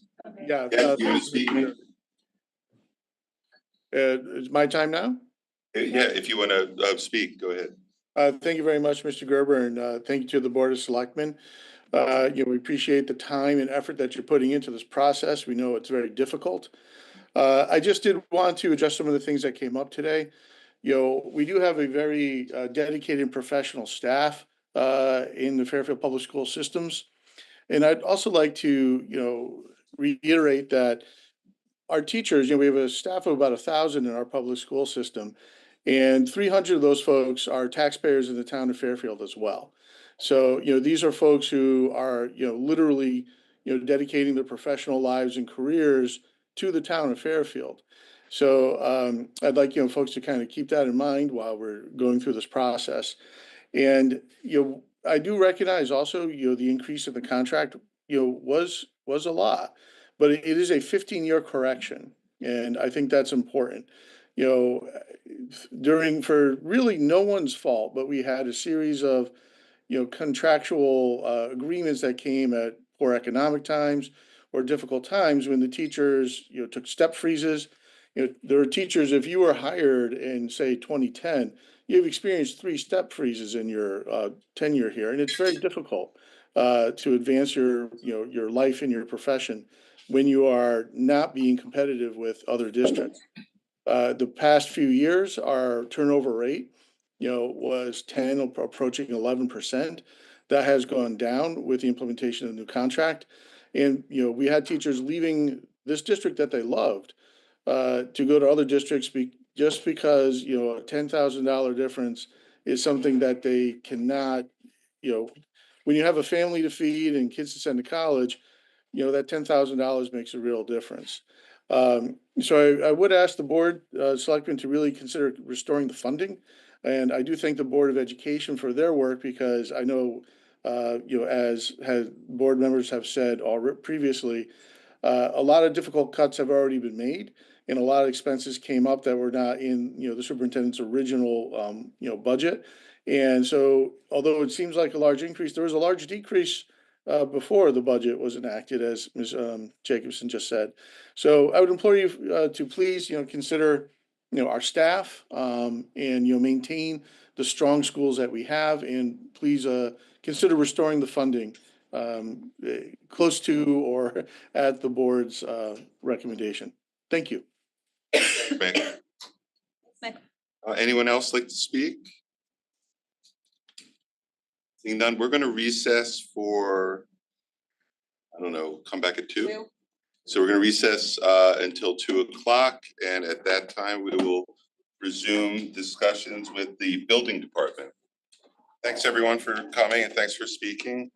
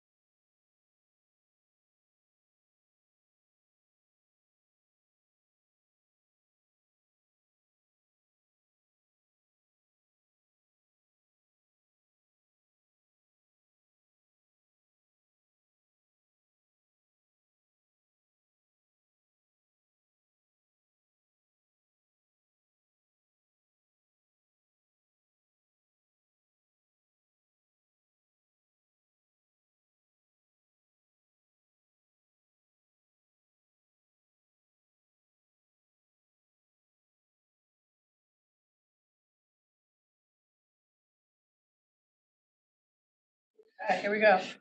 Go easy on me. Where is everybody? I don't know. Tired of us. You hear us, Brenda? She's muted, but yeah. Okay, so we're gonna get going. We're back in session and Pat Mahoney, our beloved building inspector, is going to present to us. Okay, thank you all, Brenda and all, for having me again. I think I'm gonna be pretty quick. It was a little bit of a up and down year, as you can see. I guess I'll do my budget first, and then I'll go into revenue, if that's all right with you guys. As far as our budget, the really only change that we have is our printing budget. We had to raise that. We're due to change some of our day-to-day things that haven't been done. And that's really, the rest of it is all just contractual changes and stuff that we have really no control over on the budget side of it. We haven't raised anything. On the revenue side, I was an up and down year. Last year, I brought my fees, I brought my budget down because I figured interest and we weren't expecting and we're actually doing better than we than we thought. That's all right. I'm not nervous. But we did take less permits, so it's kind of a strange phenomenon that we took, our permit count is down, but we did increase some fees. We changed some stuff that we did. We're looking at our permit schedules a lot harder. But this year on our revenue side, I did increase all of our line items, and I'm pretty confident that we're gonna meet our goals. We are getting pretty aggressive with collecting the proper fees and following up as we need to go. Anybody have any questions for me or concerns? What fees did you raise, Pat? Oh, well, basically, we changed our building schedule. The permit fees we raised haven't been raised in a while, so we did up the whole the way we permitted, a few bucks a thousand, but it did. And one other thing we did too, Brenda, we've been getting a lot more aggressive with people who are putting in permits for not actual costs. And that's a big problem that we've been having. And now we make them verify the cost, and it is substantiating a big part of the permit process. That's mostly in like the FEMA zones, right? No, it's pretty much, it's so surprising. It's everywhere you look because everybody's trying to save a buck, so they put a less cost. So now we do a per square foot cost. We keep everything the same, and it keeps everybody honest, and it keeps our permit structure the same as everywhere else. What did you raise the actual permit fees though by? Let's see, we raised for the first 1,000, I think we went up, and please don't quote, I should have this with me and I apologize, I will get it. I think we were at $56, now I think we're at $58. And we went from $13 to $16 per 1,000, so. Okay. I can get that, please, I'll get that exact numbers for you guys if you. Just curious. Yeah, but the few dollars, it's surprising because it does add up. We have, this year, I have a good outlook with all these apartment buildings that are coming. We have a tremendous amount. Of course, you guys all see it coming in. Yeah. One of our big issues is my inspector team we're not all the youngest guys. And this year I'm gonna be losing one of them to retirement, and trying to replace inspectors is a tough thing. There's not a lot, there's towns out there that have none. Yeah. So that's one of my goals this year, to try to build some kind of inspector base where we can fill the gaps that we're gonna be having, because we're gonna have some retirements in the next few years, and then our building department's gonna be really lacking. So we're gonna need to do that. How's the online doing? Permitting? Online, I gotta tell you, it's what a great system. I know it came off with some bugs, but it's challenging, but we kind of made it where we give a lot of help to people who need it, but those people that don't, it's great because we can do permits all hours. different times you can get things out. People are starting to get used to it. It's change. Nobody likes change, but now it's a lot quicker. Sometimes they get permits within an hour, you know, so it's starting to, all that, the hardness is wearing off and people are actually getting used to it. They're starting to like it. Not all of them, because you get a lot of people who hate computers and hate, but I think it was one of the good decisions that we did. Yeah, the contractors, I think it really benefits, you know, so they don't have to. Yeah, and my staff has really stepped up with, because we do have some people that, you know, you guys have all dealt with, that just come in and they just have no idea. And that's why we have the kiosks out there. And that's one of our goals that I've changed in the department, is how can we help you, not figure it out? And I think it's opened it up a lot, where people, they come in, they know we're not gonna scream at them, we're gonna help them, we're gonna show them how to do it. And my staff has been great with it. You've done a great job with really explaining that to the average homeowner who's not used to it. And Yeah. you've done a great job implementing the system and getting your whole team on board. So Yeah, kudos it's to you, been Pat. You're doing a great job. I appreciate it. I thank you. Do you have any questions? What are the penalties for? Penalties, this is a new thing that we established, trying to eliminate a lot of the work done prior to permit. You get a lot of people decide to go do things. We don't need the building department. We don't want permits. Then we go sell our house and then it becomes our issue. So if you do work without permits, there's a small penalty that you will pay, because it's increased work for us. We got to do additional plan reviews, et cetera. And there's a fee, and it kind of discourages somebody. It's easy to get a permit, get inspections. Some people decide, I'm gonna save all the money, and if I get caught, I get caught. And that's all it is. It's not a tremendous. How much is, like, if you're putting in like a new air conditioner, like how much does a permit cost? It's not, like if you're doing a new air conditioning system, it's probably 12 to 15,000. You know, what could it be? $212. It's not, but everybody, and it seems not a lot of the people wanna, and they'll charge customers, because we'll see it in their contract, but every dollar saved, I guess, but we charge customers for the. Sure, and not get it, and a for the customer doesn't know until, you know, I go to sell my house, this job's never been closed out, building department never knew anything about it. And it's been good, I tell you, we don't use that often, but. But how do you, like, if you find out that someone has put a deck on in the back, or, you know, something that should have been permitted, and during the reval process, will you get that information? Oh, yeah, what we do is somebody decides, hey, they did a deck, the first thing we do is make them obtain the proper permits. You get the proper builders, we get drawings.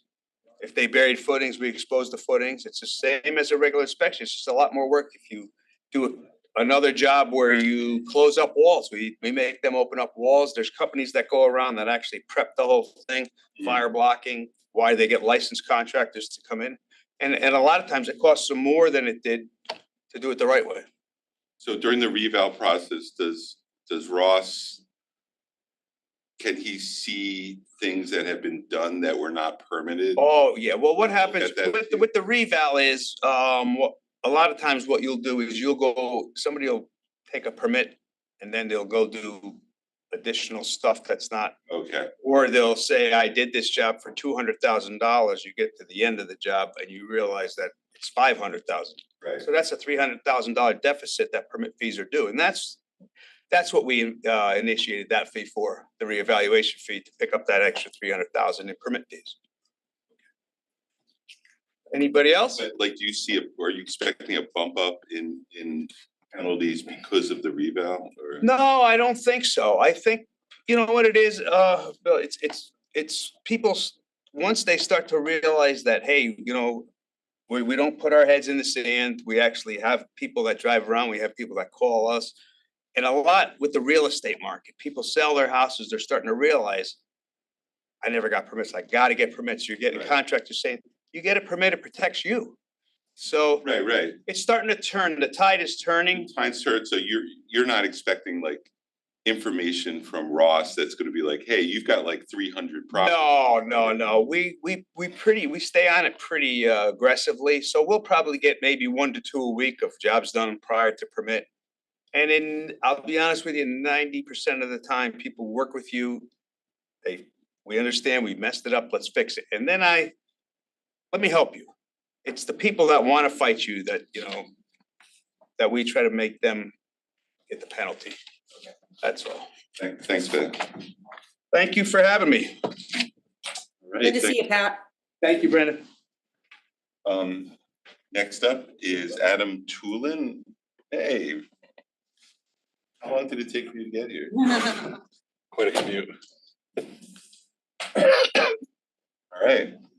My budget is pretty straightforward. I'm asking for some very modest increases to supplies and education, as over the last year we've gone to full staffing. So I just want to be able to support my full team now. I've been really encouraging the whole group to pursue coursework in purchasing to make sure we're staying on top of industry best practices. And so that's really all that you'll see in my budget are those very, very minor increases. Is that like online courses or? Mostly online, mostly through NIGP, which is sort of our accredited governing body for municipal purchasing agents. And then also through NASPO, which is a similar entity for state level, but they offer courses that we can take. And I know that Lee Flaherty, my assistant director, she's expressed interest in actually getting a certification, which is actually not required in Connecticut. In other parts of the country it is, but it's something I've definitely encouraged her to pursue for her own betterment and for the betterment of our team. That's awesome. Well, it's been such a pleasure working with you. You're always trying to improve, and you're really easy to work with, and you're always nice to talk to, and you are a fan of the Philadelphia Eagles. So between you and me, we can team up against the people who are Chiefs fans, like someone in your office. Yes. No, but thank you. Thanks, Adam. Thanks for all you do. Any questions? Yeah, great. Happy that your staff is looking to just become experts, even more experts in the field. And You've got a great staff. yeah, I mean, just definitely thank you for just all of your work and your support of all town departments. I had a chance to observe Lee in action. She's incredibly professional, really serious. Like I didn't want to like even smile in the room. It was such a serious thing. But we when during the selection of the assessor, she guided us through that very professional, which was a big decision. So thank you. Bill, I meant to ask you, did you, I probably should ask this a different day, but I'm just looking at the salaries. Did you put money in contingency for raises at the end of the year, at like past practice, or are all the raises embedded in this current budget? Actually, Tom Harris is on the line, but yes, there's money in contingency. Like we followed past practice. Okay. But if you wanted to see that, we could do that in executive session, I think. Yeah. It's in contingency? Yes. Correct. Okay. Okay, well, I'm good with Adam, who has a purchasing policy in place, approved by the Board of Finance, and worked with the team.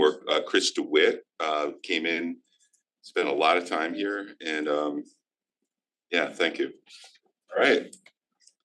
Adam did a very good job on trying to make sense of the mess that he was handed. Good job, Adam. Wait, Adam, why are you here for administrative services?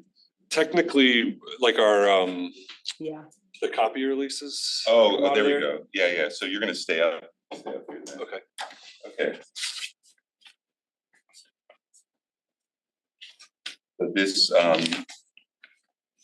is page 28. But really, there's only really one part of this that is worth talking about. That's the 165, and I think we already talked about this. So that is the Paycom piece. It's the 150 annual subscription plus an additional module we're planning to get to handle garnishments, which are currently done in finance.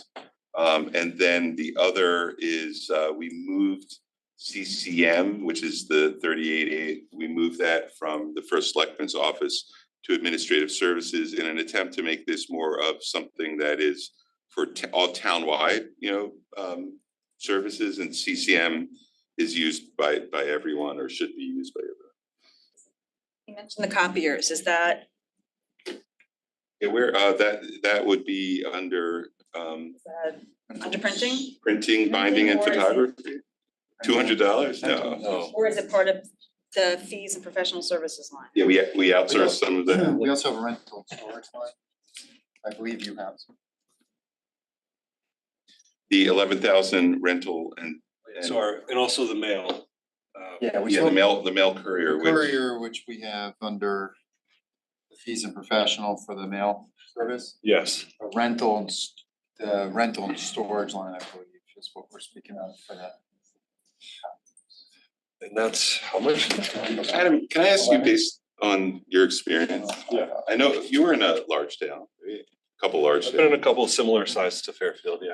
Like, this courier service, is that normal to have a contract with courier service, or do people normally email each other with scans? It's a great question. It's pretty normal. Okay. I will say, when I was with the town of Manchester, we actually still had an in-house print shop and mailroom. But that's kind of gone away. So a lot of towns rely on these sort of courier services. How much is our courier service? Do you remember, David? It's like, it's not 50,000. So. I mean, if that's normal, well, then we can not talk about it for now, but. We can certainly look and see if there's ways to get some efficiencies with it. But I'm not sure what we would do without it. Okay, yeah, because I'm always surprised when I get an inter-office. I mean, I feel like I'm back in like the movie or the show Mad Men or something like. It's just not something I would expect in this day and age, but when you have big documents, if they're like big maps, I understand we probably can't easily send those by email, but. So it's just two pieces here. The 11,000 is the budget that's been built out for the two main leased copiers in Sullivan, which is on the first and second floor. And then you have the other line, the fees is the 223, 128. And if you take the 165 pay come out and lease it at 58, 112, which is the same number as last year, and that's what the mail service is. So $58,000 for the courier. Let's split between, we have sort of an internal courier, and then we also have a service that handles outgoing mail. There's so there's the outbound. If you want to mail something, right, you just put in the outbox, they stamp, they send it, same as all the inbound is centralized. A portion of the packages is centralized as well, and then sent out. And then there's, it describes courier more like inter-office, but it's intra-building. So if you're at police and you want to send something to Old Town Hall, you do an intra, and that person, because they're moving between the buildings throughout the day anyways, related to the broader mail, is part of that.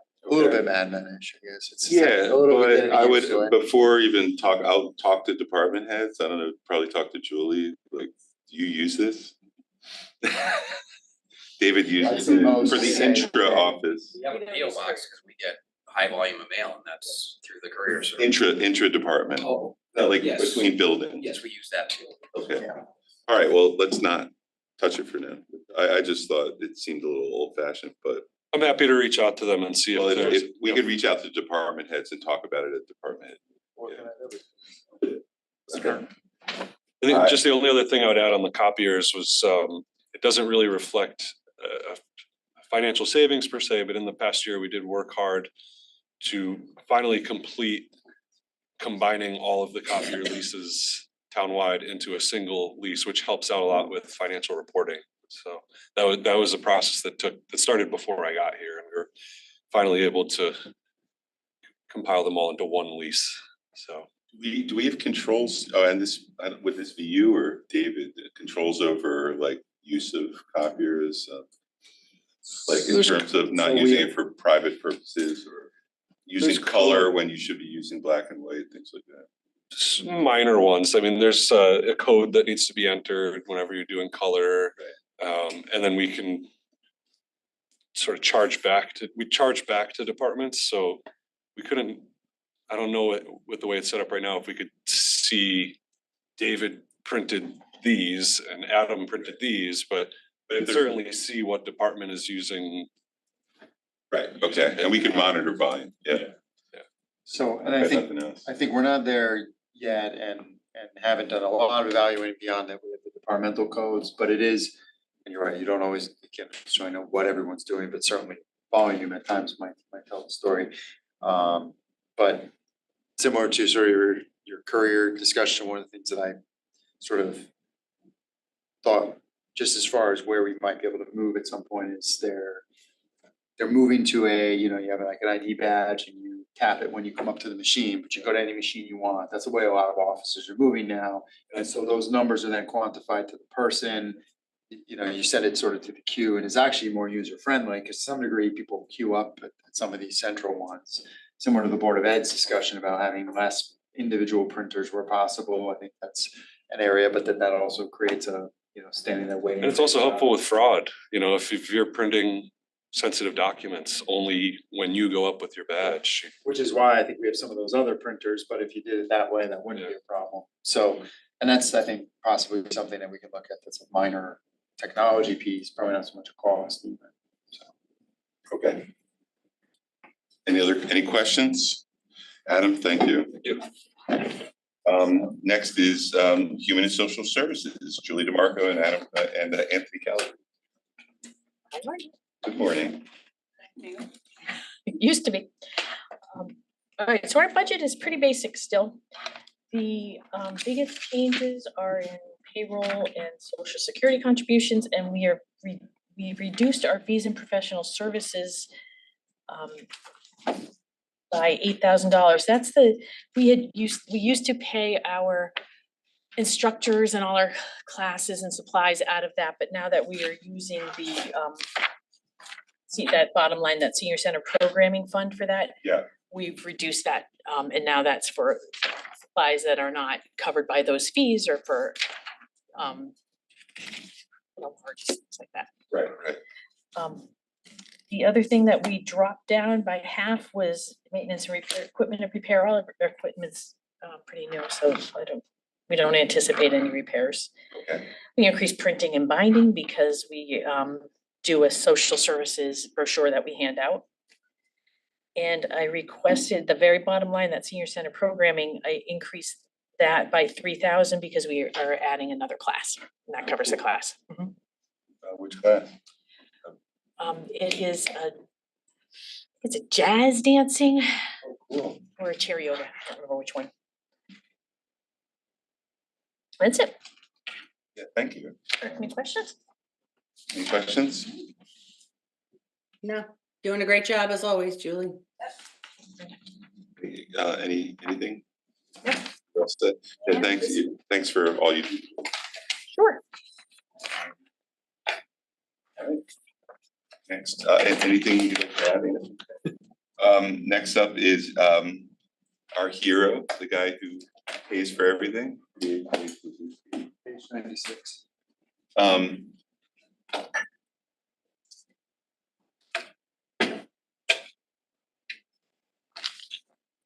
All right, we're good to start, or? Yeah, no, go ahead. All right, good afternoon, everyone. I'm David Klazuski, the tax collector. To start off with a little introduction, in the tax office, we're a high volume customer service driven department that handles over 187,000 transactions a year. We collect over 300 million in revenue. This equates to over 90% of all revenue generated for the town. I'm proud to say that my staff has maintained a healthy collection rate of approximately 99% over the past 3 years in a row now, while maintaining superb customer service. So the primary, let's see, actually, you know what, we're gonna start on page 97. Are we doing revenue or 98? Yeah, you can start with revenue. Okay. It's up to you. All right, so page 97, tax collector revenue. What I would focus on here more so is the prior year levy and interest on delinquent taxes. So we have it's roughly the same as the previous fiscal year, and so with that, it would be likely looking at another tax sale for a third year in a row to achieve those numbers. So it would be approximately 2.5 million out of those figures combined would be from another tax sale. That covers revenue unless there's any other additional questions. Any questions on revenue? Dave, didn't we typically get a better rate on just letting the interest add up and then collecting it later? I mean, yes, the interest does accrue at 1.5% a month, which equates to 18% a year. But on average, if I don't do any other enforcement measures like tax sale foreclosures, we may only collect $2.5 to $3 million combined between the prior year and interest.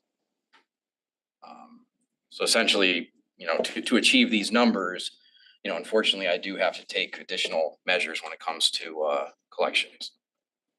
I would like to weigh in on this. Philosophically, I think that it is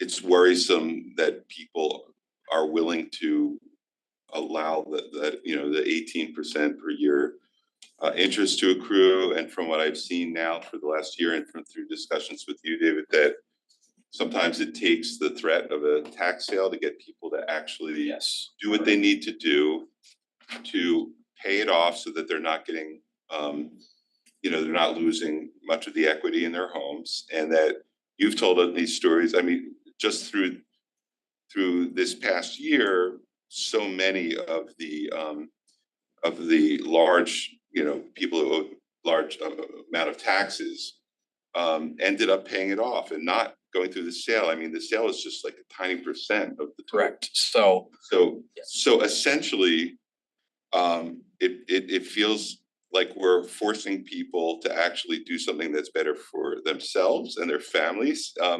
And I don't feel good about like just letting it ride so that they lose, much of the equity in their homes, even though financially, ultimately, it may be better. But there's sometimes people who have whatever psychological reasons they can't face the issue unless they're forced to. We have asked, Julie DeMarco to take a more active role when possible to we inform her of these issues and they see if it's somebody that needs help. And the other thing that I think you're discovering, everything I'm saying I learned from you, David. So that in many cases you have people who maybe their parents passed away and they don't even live here. They don't even realize that they haven't put the time in to actually realize this is going on. And once you inform them and their lawyer or somebody calls them, then they realize they got to do something. It's bringing awareness to a situation that they weren't aware of at the time. And there's other factors. We never want to let the outstanding debt get to a point where it ever gets close to, okay, the interest is so out of hand that they couldn't even sell the property because the taxes and interest exceeds the value. That's typically not the case, but we just don't want to ever even bring it to a situation like that. There was one example this year of somebody that the home that got sold where they just weren't facing the facts. And if they kept going, it just didn't make sense. And this forced them to face the facts and they made a lot of money off the sale of that. And they ended up having a lot of equity still left in that home. And they were able to then apply that to their costs. They were an older couple that had a lot of costs and it worked out for them. I mean, the tax sale to me on the surface, it might sound harsh. In truth, I think it's much more humane. It's from the beginning of the process to the end, it's approximately a 10-month process. And what I always relay to owners is this is not to take homes. The town is not interested in taking homes. We're really just interested in getting the taxes paid enforcing the issue at hand. There's numerous notifications that we legally are required to make. There's even a 6-month redemption period after the auction, because the end goal here is not to take these properties, it's to get the taxes paid. And not only the situation you described, but I've had, with the previous tax sale we did, I had multiple interactions, whether in person or over the phone, with taxpayers that were positive. I had another situation where an individual was paying us a couple $100s a month. It was only going to the interest. It was getting them nowhere. And I suggested to them, hey, maybe you have a lot of equity in your home. You could speak with a bank. It's a possibility. And it turns out they were able to get a loan with a much lower interest rate than what the town is required to charge per state statute. And by the end of it, they were thanking. So sometimes they just need that push or that guidance to, solve an issue that they've been kicking down the road. I'm sorry, how many properties do you foresee potentially Well, so up for sale? so the previous fiscal year, it was 13 properties. With the current numbers, just because we've kind of worked down the list of longer standing properties. With the current projection right now for next fiscal year, it would be around 25 properties. Of the 13, how many actually got sold? Only one. And that's typical in most municipalities, because again, the goal is not to take the properties, and it's a 10-month process. So they're given, plenty of time. In most situations, they, get a loan, or just pay off the taxes, or this is the push where they say, well, I've been meaning to sell anyways, and you've given me, the motivation to do this. But even so, even though it'd be 25 properties the following fiscal year, we're still looking at people that owe anywhere from 6 to 8 years of taxes. So we're not looking at someone that just missed a payment and they're behind and we're trying to foreclose. It's nowhere, it's not in that type of, we're not looking at that type of scenario here. I mean, I kind of feel like I would love to be at a point where if someone's 3 years behind and they're just not answering, your letters, like I feel like there should be some sort of intervention. It just makes no sense that they're getting charged 18%, but there's only so much we can do, right? And on average, we're sending 4 to 5 notices a year. Right. Pretty much every quarter when it goes delinquent, then we are required to send an intent to lien notice before we file a lien. So that there's multiple notices throughout the year. So it shouldn't, it's not that we're not making taxpayers aware of what's going on a regular basis and then doing a tax sale. It shouldn't be a surprise, because again, we are sending. It's human nature. Someone maybe is depressed, their spouse dies, they're whatever, and they just don't want to even open their mail, or they just don't want to deal with it. And this forces them to deal with it, and they deal with it, and then they are not getting charged 18% interest. So it just, it's one of those things. I do want to say, I think you're one of the most professional, competent people. And I mean, everyone here is great in this building. You're one of the most competent people that I work with. So thank you. Thank you. And any other questions on revenue? All right, so page 98, this would be the expenditures. So the primary drivers on the expenditure portion of the tax collector's budget is due to contractual rate and step increases on the salary line. So for example, the PETA union just recently approved their contract, which would include actually both myself, I am in the union as a department head, as well as the deputy tax collector. So that's like 70% of the increase there is through the salary line.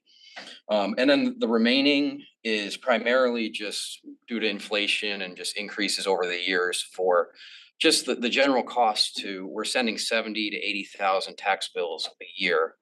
I was looking at the numbers over the past 3 or 4 years, about 4,000 more bills overall that we're sending. Postage has gone up almost $5,000–6,000 in the past 2 years. So I've been kind of grappling with, we're sending more bills. we have to send these bills. We're not gonna not send people bills. And so we're sending more bills. I really can't send less. We already send it in a manner of, you know, if it's due in 4 installments or 2, whatever number of installments it's due in, we're only sending it once a year with, you know, the multiple bill coupons included. So I can't decrease the frequency, and it's just, you know, like I said, it's the postage, the massive increases in postage that comes with this. And so that's, you know, that's another driving force there. About 20% of the increase is not only the postage, but, you know, the cost to print the bills, and then just the service that comes with it. You know, with bills of this magnitude, this number, 80,000 bills, that there's a cost that comes when it comes to, you know, folding them and all the fees and services that comes with all that. So How many people elect paperless? we don't have that function. And I mean, I think I would speak for a lot of tax collectors in that we really wouldn't want to utilize a service like that, only because as you might know, you know, property taxes are governed strictly by state statute that says literally whether you receive a bill or not, you are liable for the interest. You're liable to pay on time whether you get the bill or not. So, you know, believe it or not, we keep every piece of return mail.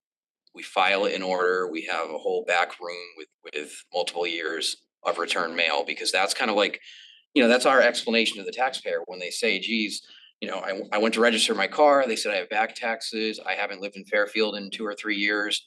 You know, what do you mean I have a bill? And then we explained to them, well, the post office returned it. If it had a forwarding address, or if we were able to research and find, we would make every effort to get the bill out to you. But sometimes that's not the case. So, you know, that's kind of like our lifeline to explain to them, you know, why they owe this bill, why they owe the interest. Whereas with the paperless, it sounds like a great service, but my concern there is people might change their emails. It might go in their spam folder. We don't have a way to track it when it, you know, if it does not get delivered to them. It's not. I don't know if it's That's gonna your call. bounce back to me. So based on your experience, yeah. Any questions? One last question. Maybe I'll do this off. I was going to ask about I know the state legislature is struggling with clarifying the 100% disability for veterans legislation. And is there? It looked like you sent something yesterday, or I saw something that they made an attempt, but it's still not 100% clear what that is going to be. But are you feel like we have a path forward for this year, or? I think what was relayed by the assessor, Ross Murray, was that he's just looking for clarification on the additional BAA process that they explained in the legislation. Yeah, it sounds like it's still not 100% clear. And I'm sorry, yeah, it would be Ross. He's probably the one spending. Yeah. Okay, thanks, Dave. All right, well, thank you. Thank you. Next we have Dave Kelly. Of course, IT guys is using IT to. Hello. Dave. Hi. Page 100. Page 100.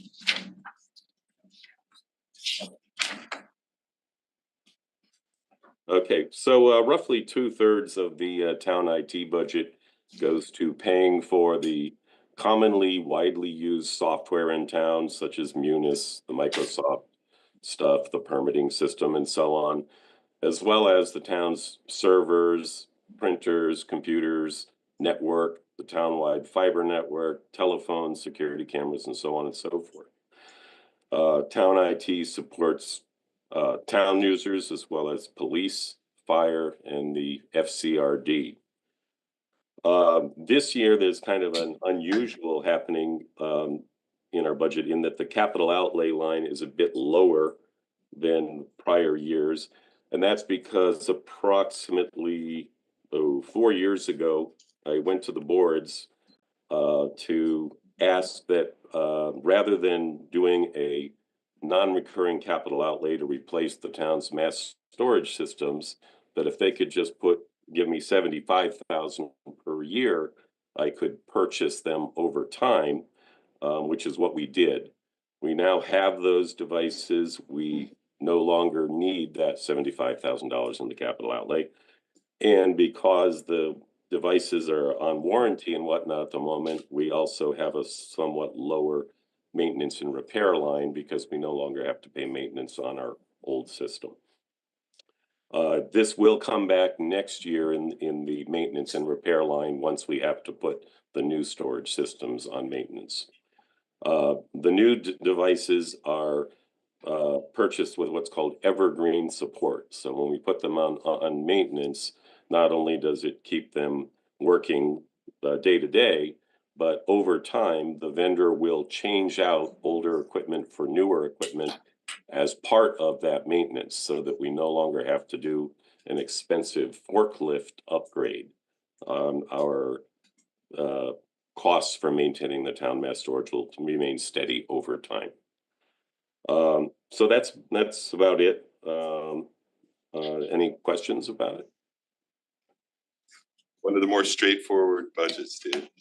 Any questions from the board? Seeing none, Dave, thanks for all that you do and for keeping the lights on or the computers running and working. And yeah, just thanks for everything. We're going to let you go because there are no questions. This appears to be the last, right? Registrar of Voters. Kathy Pleady is on. Yeah, there's no, she didn't feel, she's never done it before. Matt Wagner's here. Kathy's, wait, are you in the same apartment as Dave Kelly? That's kind of similar. No, Kathy's online. Matt is here. Who wants to go first? Kathy, if you have some comments, I'll let you go. Sure. I just wanted to say there's mainly just a couple changes.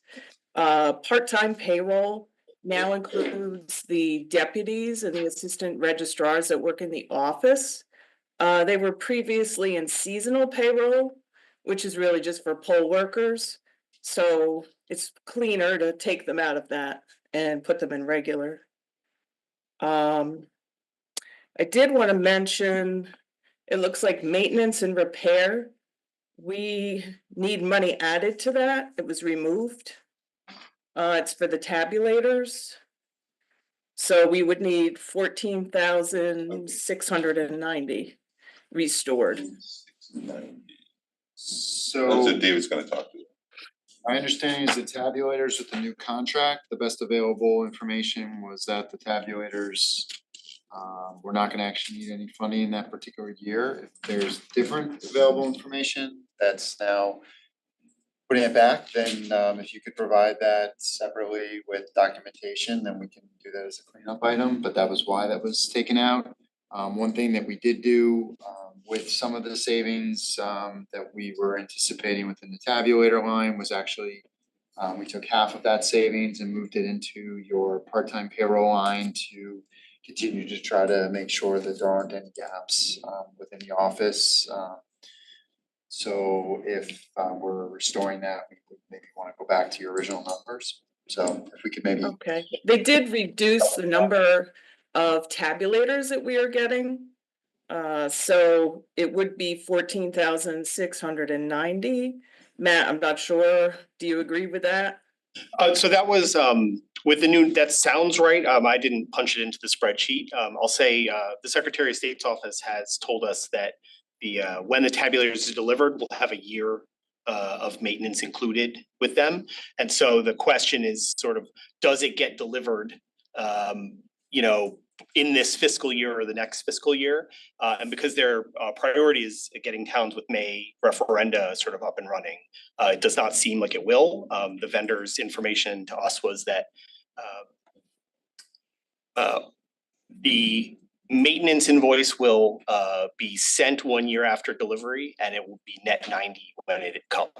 So we're not expecting the tabulators, something could change certainly in that area, but that's sort of the information that David's talking about is when we're expecting to actually get them.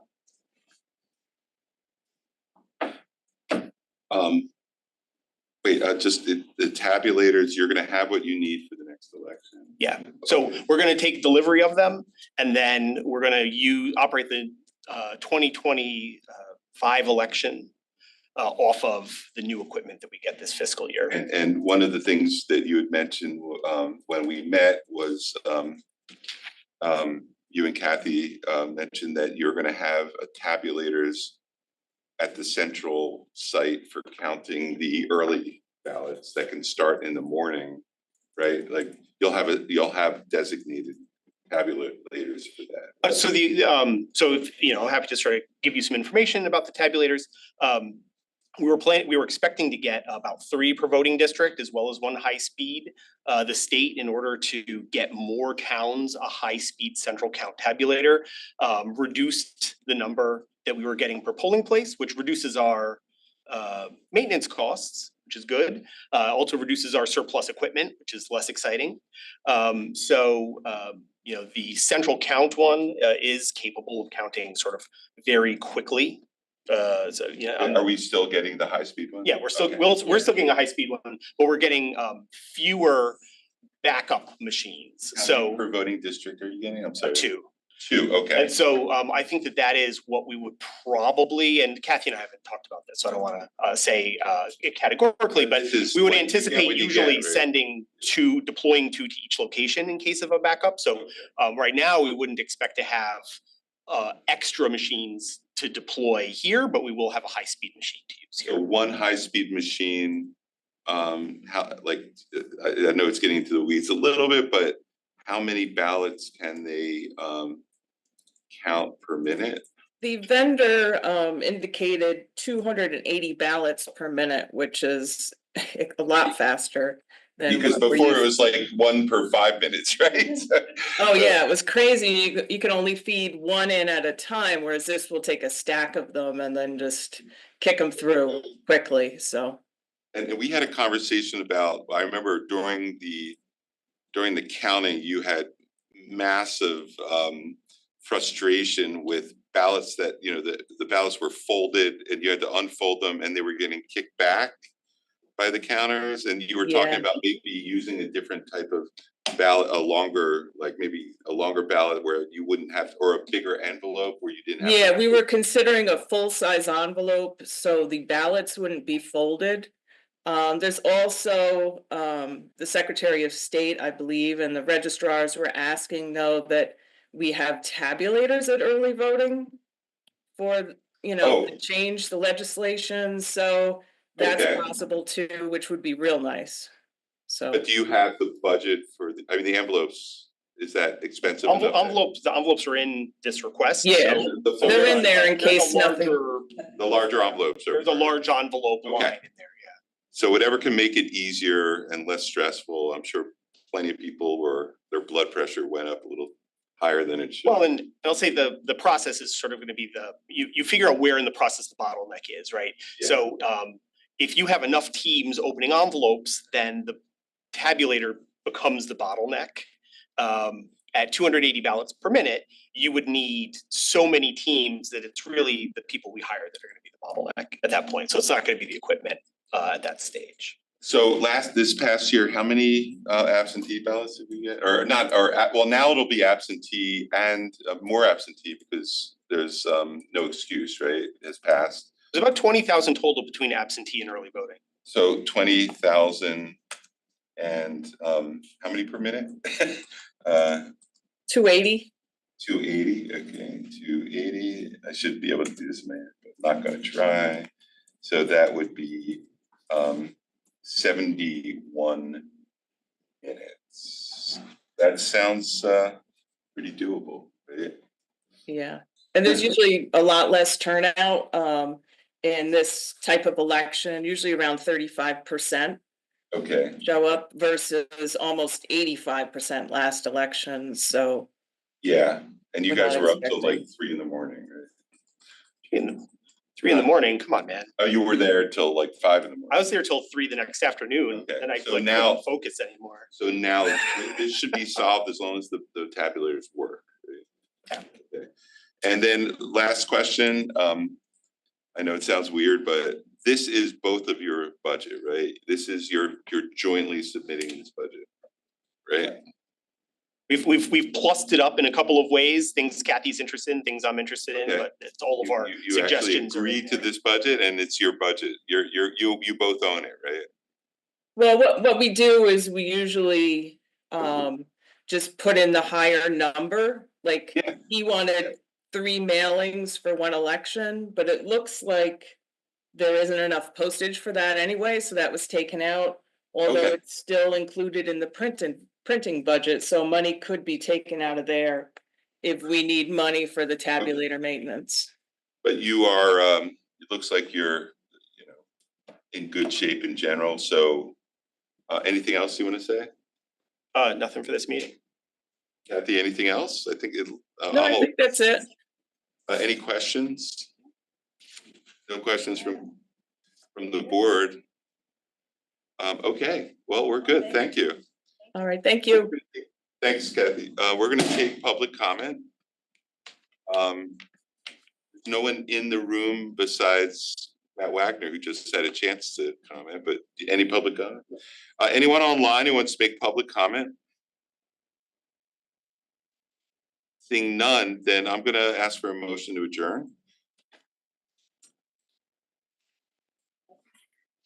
Seconded by Brenda. All in favor, say aye. Aye. We are adjourned. Thank you, everyone. Thank you, Chelsea. Thanks to everyone who did a great job with this budget and submitted everything to us, and we'll talk to you soon.